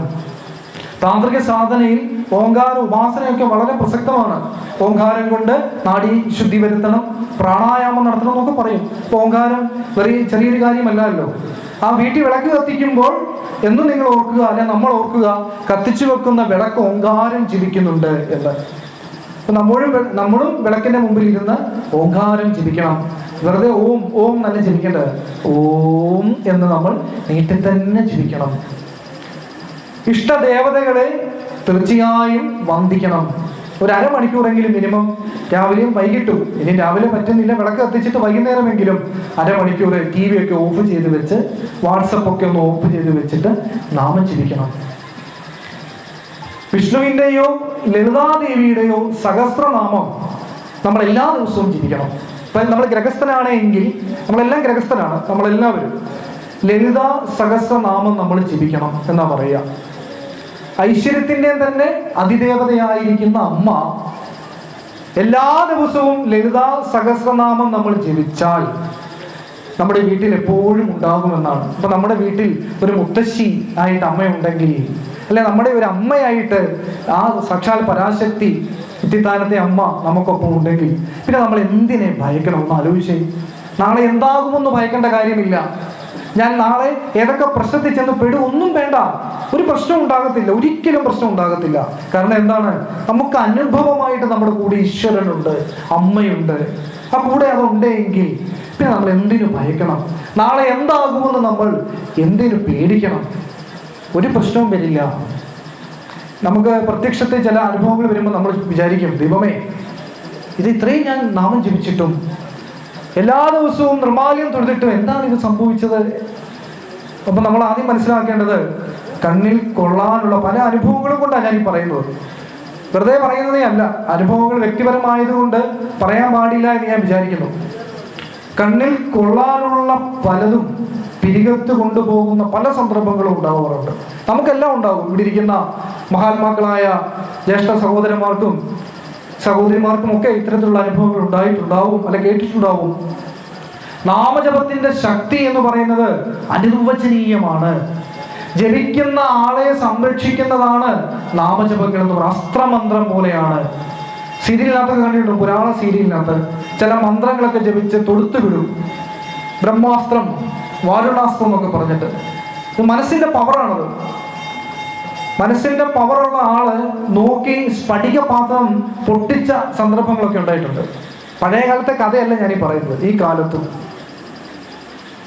കുണ്ടലിനി ശക്തി എന്ന് പറയുന്ന ഒന്ന് നമ്മുടെ ഉള്ളിൽ ഉറങ്ങിക്കിടപ്പുണ്ട് എന്ന് പറയുമ്പോൾ നമ്മൾ വിശ്വസിക്കത്തില്ല. നമ്മുടെ എല്ലാവരുടെയും ശരീരത്തിനകത്ത് സർപ്പിൾ ആകൃതിയിൽ, അതായത് സർപ്പം പോലെ ചുറ്റി പിണഞ്ഞാണത് കിടക്കുന്നത്, താഴ്ഭാഗത്താണത് കിടക്കുന്നത്. അപ്പൊ നമ്മുടെ കുണ്ടലിനെയൊക്കെ ഉറങ്ങിയാണ് എപ്പോഴും കിടക്കുക, സുഷുപ്തി അവസ്ഥയിൽ. ആ യോഗശക്തി കൊണ്ട്, പ്രാണായാമം കൊണ്ട്, താന്ത്രിക സാധന കൊണ്ട് അത് ഉണർത്തുമ്പോൾ സർപ്പം ചീറ്റി എഴുന്നേക്കുന്നത് പോലെ അത് എഴുന്നേക്കും. ആ കുണ്ടലിനി ഉണർന്ന് നമ്മുടെ ഉള്ളിൽ ബ്രഹ്മരന്ധ്രാനുഭൂതിയിലേക്ക് നമ്മളെ എത്തിക്കും എന്നൊക്കെ പറയും. അപ്പൊ നമ്മൾ വിചാരിക്കും ഇത് ചുമ്മാ പറയുന്നതാണ്. അങ്ങനെയല്ല. കേരളത്തിലെ സമകാലികമായിട്ടുള്ള അവസ്ഥയിലെ പല ആചാര്യന്മാരും അവരുടെ അനുഭവം പങ്കുവെക്കുമ്പോൾ ഇത്തരത്തിൽ കുണ്ടലിനി ഉണരുന്നതും അവർക്ക് നാളുകളെ കുറിച്ച് കടന്നു ചിന്തിക്കാൻ സാധിക്കുന്നതും ഒക്കെ അവർ അനുഭവത്തിലൂടെ പങ്കുവെച്ചിട്ടുണ്ട് കൃത്യമായിട്ട്. വെറുതെ പറയുന്നതല്ല, അവരെ അനുഭവ സഹിതം നമുക്ക് വിശ്വസിക്കാതിരിക്കാൻ പറ്റില്ല. കൃത്യമാണ്. സ്പിരിച്വാലിറ്റി എന്ന് പറയുന്നത്, നമ്മൾ നന്ദനം സിനിമ കണ്ടിട്ടുണ്ടാവും എല്ലാവരും, അല്ലേ? കഴിഞ്ഞ ദിവസം ഉണ്ടായിരുന്നു. അപ്പം വളരെ പ്രസിദ്ധമായുള്ള ഡയലോഗ് അതിനകത്തുണ്ടല്ലോ, ഞാനേ കണ്ടുള്ളൂ, അല്ലെ? എല്ലാവർക്കും അതറിയാം. ശരിയാണ്. ആ നവ്യ നായർ എന്ന കഥാപാത്രത്തിൽ പറയുന്നത്, ആ കഥാപാത്രമേ അവരെ കണ്ടിട്ടുള്ളൂ. അത് അവരുടെ അനുഭവമാണത്, അവരുടെ അനുഭൂതിയാണത്. അത് കൂടെയുള്ള ഭർത്താവിനോട് പറഞ്ഞാൽ പോലും വിശ്വസിക്കില്ല. സ്പിരിച്വാലിറ്റി എന്ന് പറയുന്നത്, ആധ്യാത്മികത എന്ന് പറയുന്നത് അവനവന്റെ ഉള്ളിൽ അന്തർഭവിച്ചിരിക്കുന്ന ഒന്നാണ്. നമ്മൾ പറയാറില്ലേ, തൊഴുത് കഴിഞ്ഞപ്പോൾ എന്തെന്നില്ലാത്ത ഒരു അനുഭൂതി വന്നു. അമ്മ പ്രത്യക്ഷത്തിൽ വന്നതുപോലെ എനിക്ക് തോന്നി. കേൾക്കുന്നതും പറയാം, നമുക്ക് വേറെ പണിയൊന്നുമില്ല. സീരിയൽ കണ്ടതാ, ഭഗവാന്റെ സീരിയൽ കണ്ടതാ, അല്ലെ വൈകുന്നേരം മാളികപ്പുറം സീരിയൽ കണ്ടതാ, ഇത് തോന്നലാണ്. ഇതൊക്കെ നമുക്ക് മറ്റൊരാളോട് പറഞ്ഞ് ഫലിപ്പിക്കാൻ പറ്റില്ല. സ്പിരിച്വാലിറ്റി അഥവാ ആധ്യാത്മികത, ഭക്തി എന്ന് പറയുന്നത് നമ്മുടെ ഉള്ളിൽ അങ്ങ് ലയിച്ചു ചേർന്നിരിക്കുന്നതാണ്. അതുപോലെ നിങ്ങൾ ഭക്തി കൊണ്ട് എന്ത് ചെയ്താലും അതിലൊരു ദോഷവുമില്ല. നമ്മൾ പറയില്ലേ, തന്നെ ഞാൻ ചെയ്ത് തെറ്റായി പോയോ? എപ്പോഴും ഈ ജ്യോത്സ്യന്മാർക്കൊക്കെ വലിയ മടുപ്പുണ്ടാകുന്ന ഒരു കാര്യമാണ്. ചില പേഴ്സണലായിട്ട് ഈ നമ്മുടെ കൂടെയൊക്കെ വർക്ക് ചെയ്യുന്ന അല്ലെങ്കിൽ പഠിപ്പിക്കുന്ന ചില അധ്യാപകർക്ക് ജ്യോത്സ്യം അറിയാം. അപ്പൊ അവരോടൊക്കെ എപ്പോഴും വിളിച്ചു ചോദിക്കും ചിലർ, എന്താ സാറേ ഇങ്ങനെ ചെയ്തു, അത് തെറ്റായി പോയോ? 3 തിരി വിളക്ക് കത്തിക്കാൻ പറഞ്ഞ് 4 തിരിയായി, ഒന്ന് കെട്ടുപോയി, ചുമ്മാ ഓരോന്ന് ചോദിക്കുക. ഭക്തി കൊണ്ട് എന്തു ചെയ്താലും, നിങ്ങൾക്ക് ഒരു വിളക്ക് വെച്ചു, എത്ര തിരി വേണേലും ഇട്ട് കത്തിച്ചോളൂ. ഭക്തി പുരസ്സരമാണ്. ഭക്തിയുടെ മുമ്പിൽ വിധിയും തോറ്റുപോകും. ഇപ്പൊ നമ്മൾ നിവേദ്യം സമർപ്പിച്ചിട്ട്, പക്ഷേ നമ്മൾ പ്രാണായ സ്വാഹ എന്നുള്ള മന്ത്രം എനിക്കറിയില്ല, പ്രാണാഭൂതി മുദ്ര അറിയില്ല. ഞാൻ പറഞ്ഞു, എൻ്റെ കണ്ണ, ഈ ഉണ്ണിയപ്പം മുഴുവൻ ഈ അഷ്ടമി രോഹിണിക്ക് ഞാൻ ഉണ്ടാക്കി വെച്ചതാണേ, എനിക്ക് മന്ത്രം അറിയില്ല, പൂജ അറിയില്ല, പക്ഷേ നിനക്ക് സമർപ്പിക്കാനായി ഞാൻ തന്നെ പാകം ചെയ്തെടുത്ത ഉണ്ണിയപ്പമാണിത്, നീ ഒന്ന് കഴിച്ചൂടെ കണ്ണ, സ്വീകരിക്കണേ എന്ന് പറഞ്ഞാൽ ഒരു താന്ത്രികൻ പ്രണാഹുതി മുദ്ര കാണിച്ച് സമർപ്പിക്കുന്നതിനേക്കാൾ വേഗത്തിൽ ആ കണ്ണൻ 2 കൈ നീട്ടി തരും. തന്നോളൂ, തന്നോളൂ, അവോളം തന്നോളൂ, ഞാൻ കഴിച്ചുകൊള്ളാം എന്ന് പറയും. അതാണ് ഭക്തിയുടെ പ്രാധാന്യം. അതുകൊണ്ടാണ് പൂന്താനത്തെ, ഭക്തകവിയായ പൂന്താനത്തെ ഉടലോടെ സ്വർഗത്തിൽ കൊണ്ടുപോയി. 100 വയസ്സിൽ മേളിൽ ജീവിച്ചിരുന്ന ആളാണ് പൂന്താനം. അദ്ദേഹത്തിന്റെ ഈ ഭക്തി ഭാര്യയ്ക്ക് ഒട്ടും ഇഷ്ടമല്ലായിരുന്നു. ഭാര്യ പറയുന്നത് വെറുതെയാണ്, ഭ്രാന്ത് പുലമ്പുന്നു എന്നാ പറയുക.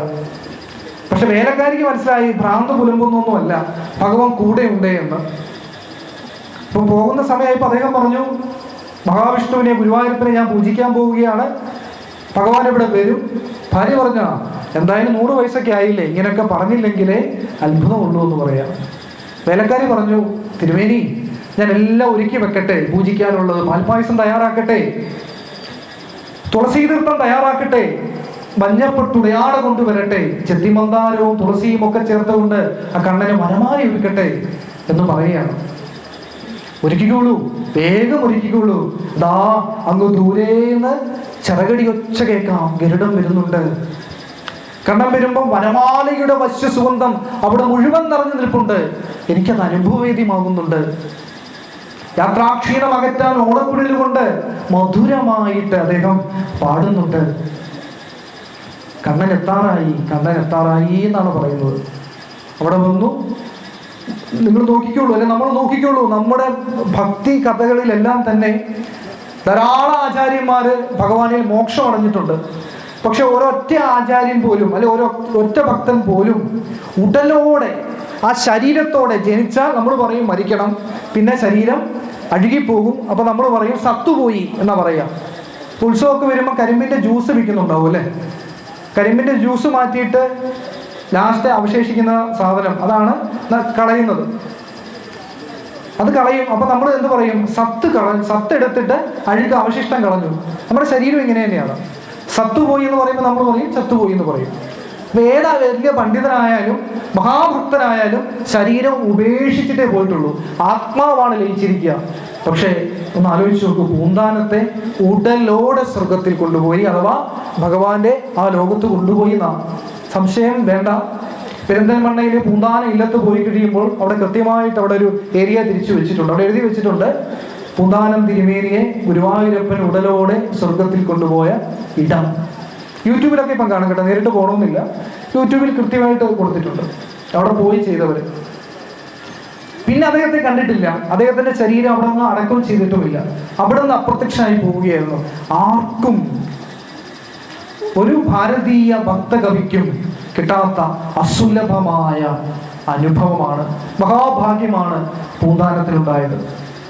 അതുപോലെ ഭക്തനായിരുന്നു. അപ്പൊ നമുക്കൊക്കെ ഈ ഒരു അനുഭവം, ഉടലോടെ സ്വർഗത്തിൽ പോകാനുള്ള അനുഭവമല്ല, ഈ ഭഗവാൻ നമ്മുടെയൊക്കെ കൂടെ എപ്പോഴും ഉണ്ടാകുന്ന ഒരു അനുഭവം ഉണ്ടാകുമോ എന്ന് ചോദിച്ചാൽ തീർച്ചയായും നിഷ്കപടമായ ഭക്തി മാത്രം മതി.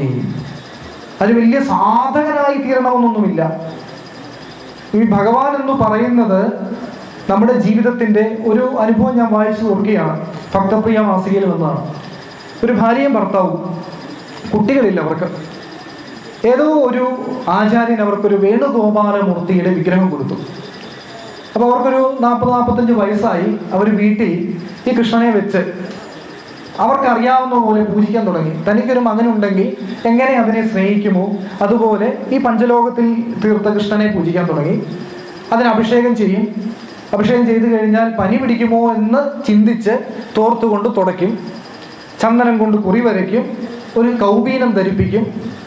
ഭഗവാന്റെ മുമ്പിൽ ഒരു ഗ്ലാസ് പാലും വെക്കും. അപ്പോൾ കുറേ കഴിഞ്ഞപ്പോഴേക്കും ഭാര്യ എവിടെ നിന്നോ ഒരു ലക്ഷ്മി ചക്രം മേടിച്ചു കൊണ്ടുവന്ന് വെച്ചു ഭഗവാന്റെ അടുത്ത്. അന്നു മുതൽ അവർക്ക് എന്തൊക്കെയോ മാനസികമായിട്ട് ബുദ്ധിമുട്ടുകൾ, ഈ ചെയ്യുന്നത് ശരിയാകുന്നില്ല എന്നൊരു തോന്നലുകളൊക്കെ വരികയാണ്, എന്തോ പ്രശ്നം പോലെ.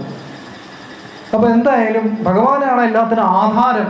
അതുകൊണ്ട് തന്നെ നമുക്ക് ഒരു നല്ല ജ്യോതിഷിയെ കണ്ട് നോക്കാം എന്ന് പറഞ്ഞ് അവർ നോക്കിക്കഴിഞ്ഞപ്പോൾ വളരെ രസകരമായ ഒരു കാര്യമാണ് അവിടെ എഴുതി വെച്ചത്.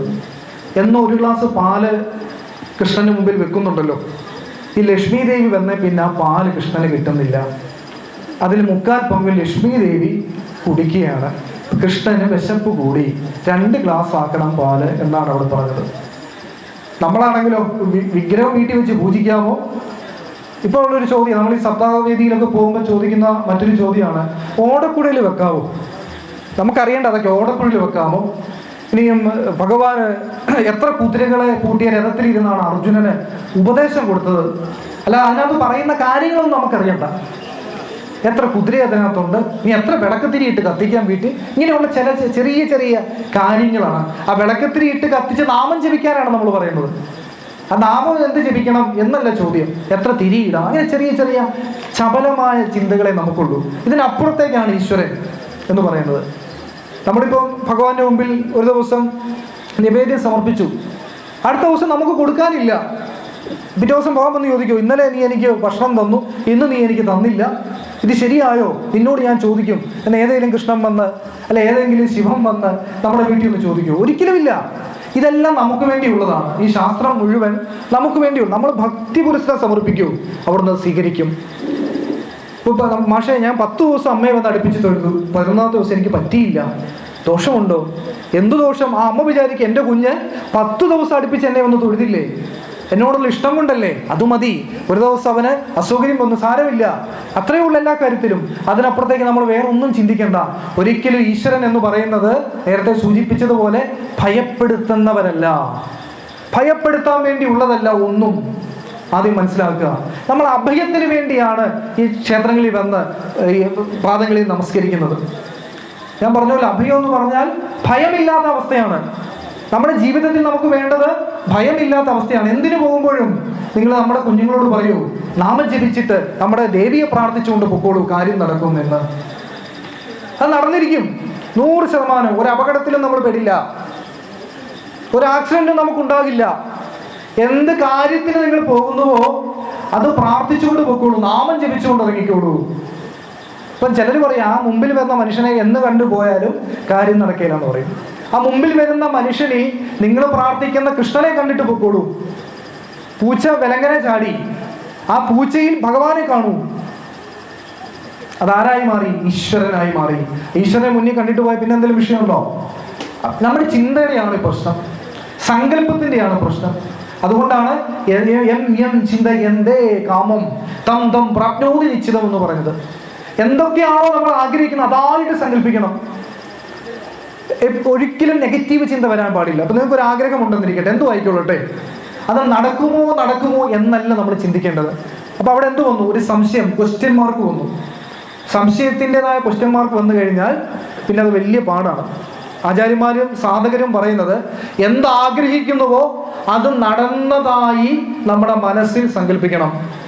ഒരു വലിയ വീടാണ് നിങ്ങൾക്ക് വേണ്ടതെങ്കിൽ ആ വലിയ വീട് നിങ്ങൾ കെട്ടിപ്പൊക്കി അവിടെ താമസിക്കുന്നതായിട്ട് സങ്കല്പിച്ചിട്ട് വേണം പ്രാർത്ഥിക്കാൻ. 100ൽ 110 മാർക്ക് കിട്ടണമെന്ന് ആഗ്രഹമെങ്കിൽ കിട്ടുന്ന മാർക്ക് ഷീറ്റിൽ 110 മാർക്ക് കിട്ടി, ആ അധ്യാപിക നന്നായിരിക്കുന്നു, റാങ്ക് ഉണ്ടല്ലോ എന്ന് പറയുന്നതായി നമ്മൾ സങ്കല്പിക്കണം. അതുകൊണ്ടാണ് പഴയ ഋഷിമാരൊക്കെ തഥാസ്തു അങ്ങനെ ഭവിക്കട്ടെ എന്ന് പറയുന്നത്. എന്താണോ ആഗ്രഹിക്കുന്നത് അത് നടന്നതായി സങ്കല്പിച്ച് എപ്പോഴും ഇരിക്കണം. അല്ലെങ്കിലോ നമുക്ക് എപ്പോഴും നെഗറ്റീവ് ഊർജം വന്നുകൊണ്ടിരിക്കും. സ്വയം ചിന്തിച്ചു നോക്കിക്കേ. നമ്മുടെ മനസ്സിൽ ചില ദിവസം നമ്മൾ പറയത്തില്ലേ, ഇന്നത്തെ ദിവസം പോയി വല്ലാത്തൊരു അസ്വസ്ഥതയാണ്, എന്താണെന്നറിയില്ല. എൻ്റെയും കൂടെ കാര്യം വെച്ചാൽ ഞാൻ പറയുന്നത്, ആരും വേറിട്ടല്ല ഞാൻ പറയുന്നത്, നമ്മൾ എന്നുള്ള ചിന്തയിലാണ് ഞാൻ പറയുന്നത്. ചില കുട്ടികൾ, ഈ 10-21 വയസ്സുള്ള പെൺകുട്ടികളൊക്കെ പറയും, സാറേ ഞാൻ ചെന്ത് പറ്റി കുട്ടി ഇന്ന് എന്താണെന്ന് അറിയില്ല സാറേ, ഇന്നൊരു വല്ലാത്തൊരു ബുദ്ധിമുട്ട്, എന്താ വീട്ടിലൊക്കെ എന്തോ ഒരു ബുദ്ധിമുട്ട്. ഞാൻ പറയാം, ആ ചിന്ത മാറ്റൂ, ആ ബുദ്ധിമുട്ടെന്നുള്ള ചിന്ത മാറ്റൂ. വീണു പോകാനുള്ളതല്ല നമ്മുടെ ജീവിതം. എപ്പോഴും ഓർക്കണം, അമ്മയുടെ കയ്യിലിരിക്കുന്ന വീണ പോലെ പാടാനുള്ളതാണ് നമ്മുടെ ജീവിതം. കണ്ണൻ്റെ കയ്യിൽ ഓടക്കുഴലുണ്ടല്ലോ, ആ ഓടക്കുഴലിൻ്റെ പ്രത്യേകത എന്താ? അതിനകത്ത് തരി പോലും കാമ്പില്ല. ആ കാമ്പൊക്കെ തുളച്ചു മാറ്റി ഓടക്കുഴലാണ്, ഓടത്തണ്ടാണത്, അകത്തൊന്നുമില്ല. ഞാനെന്ന ഭാവം ഒന്ന് തോന്നായിക വേണമിഹ, തോന്നുന്നതാകി അഖിലം ഞാനിരുന്ന വഴി തോന്നേണമേ എന്ന് പറഞ്ഞൊരു ഓടക്കമ്പാണത്. അതുകൊണ്ടാണ് തേക്കിന്റെ കമ്പ് തുളച്ചിട്ടല്ലോ കണ്ണൻ പാടിയത്, മുളം തണ്ടാണ് തുളച്ചിട്ട് കണ്ണൻ അതരത്തിൽ ചേർത്ത് പാടിയപ്പോൾ ചരവും അചരവും ഒരുപോലെ നിന്നുകൊണ്ട് ആ കണ്ണന്റെ മുമ്പിൽ വിനമ്രരായി വിനീതരായി മാറുകയാണ് ചെയ്തത്. എപ്പോഴും ചിന്തിക്കുക, ആ കൃഷ്ണൻ ഓടക്കുഴൽ പിടിച്ചു വെച്ചിരിക്കുന്നത് ആ പാട്ടുപാടി ആ ലോകത്തെ മുഴുവൻ അനുരഞ്ജിപ്പിക്കാൻ മാത്രമല്ല, ഭക്തരോട് സന്ദേശം കൊടുക്കുകയാണ്. ഈ ഓടക്കുഴൽ പോലെ ആകണം നമ്മുടെ എല്ലാവരുടെയും ജീവിതം. ഒരിക്കലും ഞാൻ ഇന്ന ആളാണ്, ഇന്ന വീട്ടിലെയാണ്, എനിക്ക് ജോലിയുണ്ട്, അല്ലെ എനിക്ക് പഠിപ്പുണ്ട്, ഞാൻ കലാകാരനാണ്, ഈ ചിന്തയൊന്നും നമുക്കുണ്ടാകാൻ പാടില്ല. എങ്ങനെ? അധാർമികമായി ഉണ്ടാകാൻ പാടില്ല. നമുക്ക് നമ്മുടെ സ്വത്വത്തെക്കുറിച്ചൊരു ബോധം ഉണ്ടാകണം, ഞാൻ ഇന്നയാളാന്നുള്ള ഒരു പോസിറ്റീവ് ബോധം ഉണ്ടാകണം. അതിനപ്പുറത്തേക്ക് ഒരിക്കലും വകതിരിവുകൾ, വേർതിരിവുകൾ ഒന്നും ഉണ്ടാകാൻ പാടില്ല. ഈശ്വരന്റെ മുമ്പിൽ നമ്മൾ എല്ലാവരും ഈക്വലാണ്, സമന്മാരാണ്. അമ്മയുടെ മുമ്പിൽ നമ്മൾ എന്ത് സമർപ്പിച്ചാലും എങ്ങനെ സമർപ്പിക്കുന്നു എന്ന് മാത്രമേ അമ്മ നോക്കുകയുള്ളൂ. എപ്പോഴും നമ്മൾ ഓർക്കുക, കുന്നുകൾ പോലെ ധനമുണ്ടാകിലും ഇന്ദ്രന്റെ സമനായ വാണിയിടുകയും നമുക്ക് ഒന്നിനും പറ്റാത്തൊരവസ്ഥ വരും ഏത് സമയത്തും എന്ന് നമുക്ക് എല്ലാവർക്കും അറിയാം. അതുകൊണ്ട് ബൈബിൾ പറയുന്നത് എന്താണെന്ന് അറിയാമോ? ഏറ്റവും വലിയ ധനം അവനവന്റെ ശ്വാസമാണ്. ആ ശ്വാസം അകത്തേക്ക് എടുത്ത് തിരിച്ച് നമുക്ക് കൊടുക്കാൻ പറ്റുന്നില്ല, തീർന്നു. അത്രയേ ഉള്ളൂ, നൈമിഷികമാണ്. പക്ഷെ അത് ചിന്തിച്ചിട്ട് നമുക്ക് ജീവിക്കാനും പറ്റില്ല. അപ്പം ഈശ്വരൻ നമുക്ക് എല്ലാവർക്കും 100 വയസ്സിൽ കൂടുതൽ ജീവിച്ചിരിക്കാൻ, മനുഷ്യന്റെ ആയുസ് 100 വയസ്സിൽ മേലെയാ പറയാ, അത്രയും കാലം ജീവിച്ചിരിക്കാൻ നമുക്ക് എല്ലാവർക്കും ഈശ്വരൻ അനുഗ്രഹം തരട്ടെ. പക്ഷെ അത്രയും 5 രൂപ മുതൽ നമുക്ക് ആ സഹസ്രനാമം മേടിക്കാൻ കിട്ടും. ഇനി ചിലപ്പോൾ ഇവിടെ മിക്കവരും ചൊല്ലുന്നവരായിരിക്കും, കാണാപ്പാട് അറിയായിരിക്കും, എങ്കിലും ഞാൻ പറയുകയാണ്, കേൾക്കുന്നവർക്ക് വേണ്ടി ഞാൻ പറയുകയാണ്. ചൊല്ലുമ്പോൾ തെറ്റുമെന്ന് പേടിയുണ്ട്, യൂട്യൂബിലൊക്കെ കിടപ്പുണ്ട്, ചില കാര്യങ്ങൾക്ക് അതൊക്കെ നമുക്ക് ഉപയോഗിക്കാം, കേട്ടു നോക്കാം. എന്നിട്ട് ആ പുസ്തകം തുറന്ന് വെച്ച് യൂട്യൂബും കൂടെ വെച്ച് നോക്കിക്കഴിഞ്ഞാൽ, അല്ല ആരെങ്കിലും നന്നായിട്ട് ചൊല്ലുന്ന ആചാര്യന്മാരുടെ അത് ഓഡിയോ കേൾക്കുക. നമ്മളെന്നും ജപിക്കണം. അതിലെ പല ഭാഗങ്ങളിലും ചില പ്രധാനപ്പെട്ട വിശിഷ്ട മന്ത്രങ്ങൾ ഒളിപ്പിച്ച് വെച്ചിട്ടുണ്ട്. എപ്പോഴും അത് ഓർക്കുക. ശ്രീവിദ്യാ മന്ത്രങ്ങളൊക്കെ നമുക്ക് മനസ്സിലാകാത്തത് പോലെ ഒളിപ്പിച്ച് വെച്ചിട്ടുണ്ട്. അതുകൊണ്ടാണ് ഗണപതി സങ്കല്പമൊക്കെ വരുമ്പോൾ നമ്മൾ വീടുകളിലോ സ്ഥാപനങ്ങളിലോ ആദ്യമായിട്ട് ചെയ്യുന്നത് ഗണപതി ഹോമമാണ്, അല്ലേ? എന്തിനായി ഗണപതി ഹോമം ചെയ്യുന്നത്? ഗണങ്ങളുടെ പതി, അഥവാ ഗണം എന്ന് പറഞ്ഞാൽ സമൂഹം, സൊസൈറ്റി. ഇപ്പൊ ഇരിക്കുന്ന ഇത്രയും പേര് സമൂഹമാണ്. നിത്യത്താനത്തമ്മയുടെ തിരുമുമ്പിൽ ഇരിക്കുന്ന ഭക്തരായ നമ്മൾ ഒരു കൂട്ടുചേർന്നിരിക്കുന്നവരാണ്, സൊസൈറ്റിയാണ്. അപ്പൊ ഈ സൊസൈറ്റി ഏത് കാര്യം തുടങ്ങുന്നതിന് മുമ്പും ധാർമ്മികമായിട്ട് തുടങ്ങണം. അതുകൊണ്ടാണ് ഗണപതി ഹോമം. ഗണപതി ഹോമം ഈശ്വര ആരാധനയാണല്ലോ. ഇപ്പൊ നമ്മൾ ചെയ്യുന്ന പോലെയുള്ള ഹോമവിധികൾ അല്ലെങ്കിൽ നാളികേരം അഹോമിക്കുക ഇതായിരിക്കണമെന്നില്ല. ചിലപ്പോൾ കാശ്മീരി ചെയ്യുമ്പോൾ ചെയ്യുന്നത് എന്താണ്? ഈശ്വരന്റെ ആരാധന എന്നേ ഉള്ളൂ. അപ്പൊ തുടക്കം ധാർമ്മിക ചിന്തയോടുകൂടി ആവണം എന്നുള്ളതാണ് ഇതിന്റെ അടിസ്ഥാനം. വാതാപി ഗണപതി ഭജ എന്നും വളരെ പ്രശസ്തമായിട്ടുള്ള ശാസ്ത്രീയ സംഗീതമുണ്ട്. ഗണപതിയെ കുറിച്ചാണ് പറയാം. അതിൽ തുടർന്ന് പറയുന്നത് മൂലാധാര ക്ഷേത്ര സ്ഥിതം എന്നാണ്. ഇപ്പൊ ഗണപതി എന്ന് പറഞ്ഞാൽ ഞാൻ നേരത്തെ സൂചിപ്പിച്ച കുണ്ടലിനി ശക്തി ഉറങ്ങിക്കിടക്കുന്ന ഇടത്തിലെ ആ മൂലാധാര ക്ഷേത്രത്തെ സ്ഥിതി ചെയ്യുന്ന ആനയുടെ മുഖത്തോടുകൂടി ഒരു സങ്കല്പത്തെ കുറിച്ച് വേദാന്തം പറയും. ആ സങ്കല്പമാണ് ഗണപതി എന്ന് പറയുന്നത്. നമ്മൾ ഭഗവാന്റെ മുമ്പിൽ ചെന്നിട്ട് ഏത്തമിടുമ്പോൾ നമ്മളെപ്പോഴും പറയും ഏകദന്തായ വിദ്മഹേ വക്രതുണ്ടായ ധീമഹി തന്നോ ദന്തി പ്രചോദയാൽ. ആനയുടെ ശൗര്യം അതിൻ്റെ കൊമ്പിലാണ്. നമുക്കെല്ലാം അറിയാമല്ലോ, 2 കൊമ്പാണ് ആനയ്ക്കുള്ളത്. ഗണപതിക്ക് എത്ര കൊമ്പാണ് ഉള്ളത്? 1 ഉള്ളൂ. അപ്പൊ നമ്മൾ ചെന്ന് തേങ്ങ ഉടച്ചിട്ട് പ്രാർത്ഥിക്കുന്നത് എങ്ങനെയാ? ഏകദന്ത, ഒറ്റ കൊമ്പാന്നല്ലേ.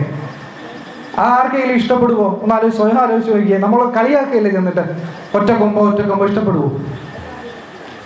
അമരകോശത്തിൽ പറയും ഏകദന്തൻ എന്ന് പറഞ്ഞാൽ മത്തഗജഹ. മത്തഗജം എന്ന് പറഞ്ഞാൽ ആനയുടെ എല്ലാ പവറും അതിന്റെ മൂർധന്യാവസ്ഥയിൽ നിൽക്കുന്ന സമയം മതപ്പാടുള്ളപ്പോഴാണ് അല്ലെ. അടുപ്പിക്കുമോ നമ്മളെ ആരെങ്കിലും അവിടെ? ഇല്ല. അതാണ് മത്തഗജഹ, മതിക്കുന്ന ആന. ഏകദന്തൻ എന്ന് പറഞ്ഞാൽ അമരകോശം പറയുന്നതാണ് മത്തഗജഹ, മതിപ്പിക്കുന്ന മതപ്പാടോടുകൂടി അത്രയും പവർ സ്റ്റോർ ചെയ്ത് വെച്ചിരിക്കുന്ന ഒരു മഹാസങ്കല്പമാണ് ഗണപതി, മഹാഗണപതി. ആ ഗണപതിയെ പ്രകീർത്തിച്ചുകൊണ്ടാണ് നമ്മുടെ ജീവിതം ആരംഭിക്കേണ്ടത് ഓരോ ദിവസവും. അങ്ങനെ ഒരു ആത്മീയ നിഷ്ഠയോടുകൂടി ജീവിച്ചാൽ നമ്മൾ പറയും അവൻ ഭക്തനായി പോയി, അവൻ ഇച്ചിരി കൂടുതൽ ഭക്തിയായി പോയി, അവൻ ഗ്രഹസ്ഥനാകേണ്ടവനല്ലേ, അവനൊരു കുടുംബജീവിതമില്ലേ എന്ന് പറയുമ്പോൾ നമുക്ക് പറഞ്ഞു കൊടുക്കാനുള്ളത് അവന്റെ കുടുംബജീവിതം കൂടുതൽ മനോഹരമായി തീരും ഈശ്വരീയമായി ജീവിച്ചാൽ. അവൻ ഏറ്റവും നല്ല ഭർത്താവായി മാറും, ഏറ്റവും നല്ല ഭാര്യയായി മാറും, നല്ല മകനും മകളുമായി മാറും. ഇന്ന് നടക്കുന്ന ഞാനൊരു 5 കൊല്ലം മുമ്പ് ഞാൻ പഠിപ്പിക്കുമ്പോൾ സെക്കൻഡ് ലാംഗ്വേജിൽ ഒരു ചെറിയ അനുഭവം ഞാൻ പങ്കുവയ്ക്കുകയാണ്. മലയാളം സെക്കൻഡ് ലാംഗ്വേജിലേക്ക് മറ്റ് സബ്ജക്റ്റ് എടുത്ത് കുട്ടികളൊന്ന് പഠിക്കും. അപ്പോൾ ഞാൻ ചെന്നപ്പോൾ ജൂനിയർ ആയതുകൊണ്ട് സെക്കൻഡ് ലാംഗ്വേജ് ക്ലാസ് കൈകാര്യം ചെയ്യുന്ന ഒരു അധ്യാപകരായിട്ട് ഞാൻ പോയപ്പോൾ മാത്തമാറ്റിക്സിൽ നിന്ന് ഒത്തിരി പെൺകുട്ടികളുണ്ട് അവിടെ. 10-70ഓളം പെൺകുട്ടികൾ ഒരു ക്ലാസ്സിൽ തന്നെ കാണും. അത് മാത്തമാറ്റിക്സിൽ ഒരു കൊച്ചു 18-19 വയസ്സുള്ള ഒരു പെൺകുട്ടി അവിടെയുണ്ട്. അപ്പോൾ അത് സത്യത്തിൽ ഞങ്ങളെ ഇപ്പോൾ അധ്യാപകരെ പോലും നേരെ നോക്കാറില്ല, അത്ര ഇതായിട്ട് കുനിഞ്ഞൊരു പാപത്തെ പോലെ ഇരിക്കുന്ന ഒരു പെൺകുട്ടി പഠിക്കുകയും ചെയ്യും. ഞാൻ ആ വർഷം കഴിയുന്ന ഒരു സമയമായപ്പോഴത്തേനും ഞങ്ങളുടെ വാട്സപ്പ് ഗ്രൂപ്പിൽ വരികയാണ് ഈ കുട്ടി ആത്മഹത്യ ചെയ്തിരിക്കുന്നത്. ഈ കുട്ടി ഒരു 19 വയസ്സുള്ള നല്ലൊരു കുട്ടി. അന്വേഷിച്ചപ്പോൾ എന്താ, അവിടുത്തെ ഇതുപോലെ തന്നെ ഒരു പയ്യനുമായിട്ടുള്ള ബന്ധത്തിന്റെ പുറത്ത് അവൻ വരുന്നില്ല, ഇങ്ങനെ കിടന്നാലെങ്കിലും വരുമല്ലോ എന്നും പറഞ്ഞ് മണ്ടത്തരം കാണിച്ചു പോയ ആ കുട്ടി ആർക്ക് നഷ്ടപ്പെട്ടു? ആ വീട്ടുകാർക്ക് നഷ്ടപ്പെട്ടു. കുറച്ച് കഴിഞ്ഞ് അവരും മറക്കും, അവനവനും നഷ്ടപ്പെട്ടു. ഈ കാലത്ത് ഒരു ജന്മം കിട്ടുക എന്ന് പറയുന്നത് നിങ്ങൾക്ക് എല്ലാവർക്കും അറിയാം. ഏറ്റവും കൂടുതൽ IVF ചികിത്സകൾ നടക്കുന്ന സമയമാണ് ഇപ്പോൾ.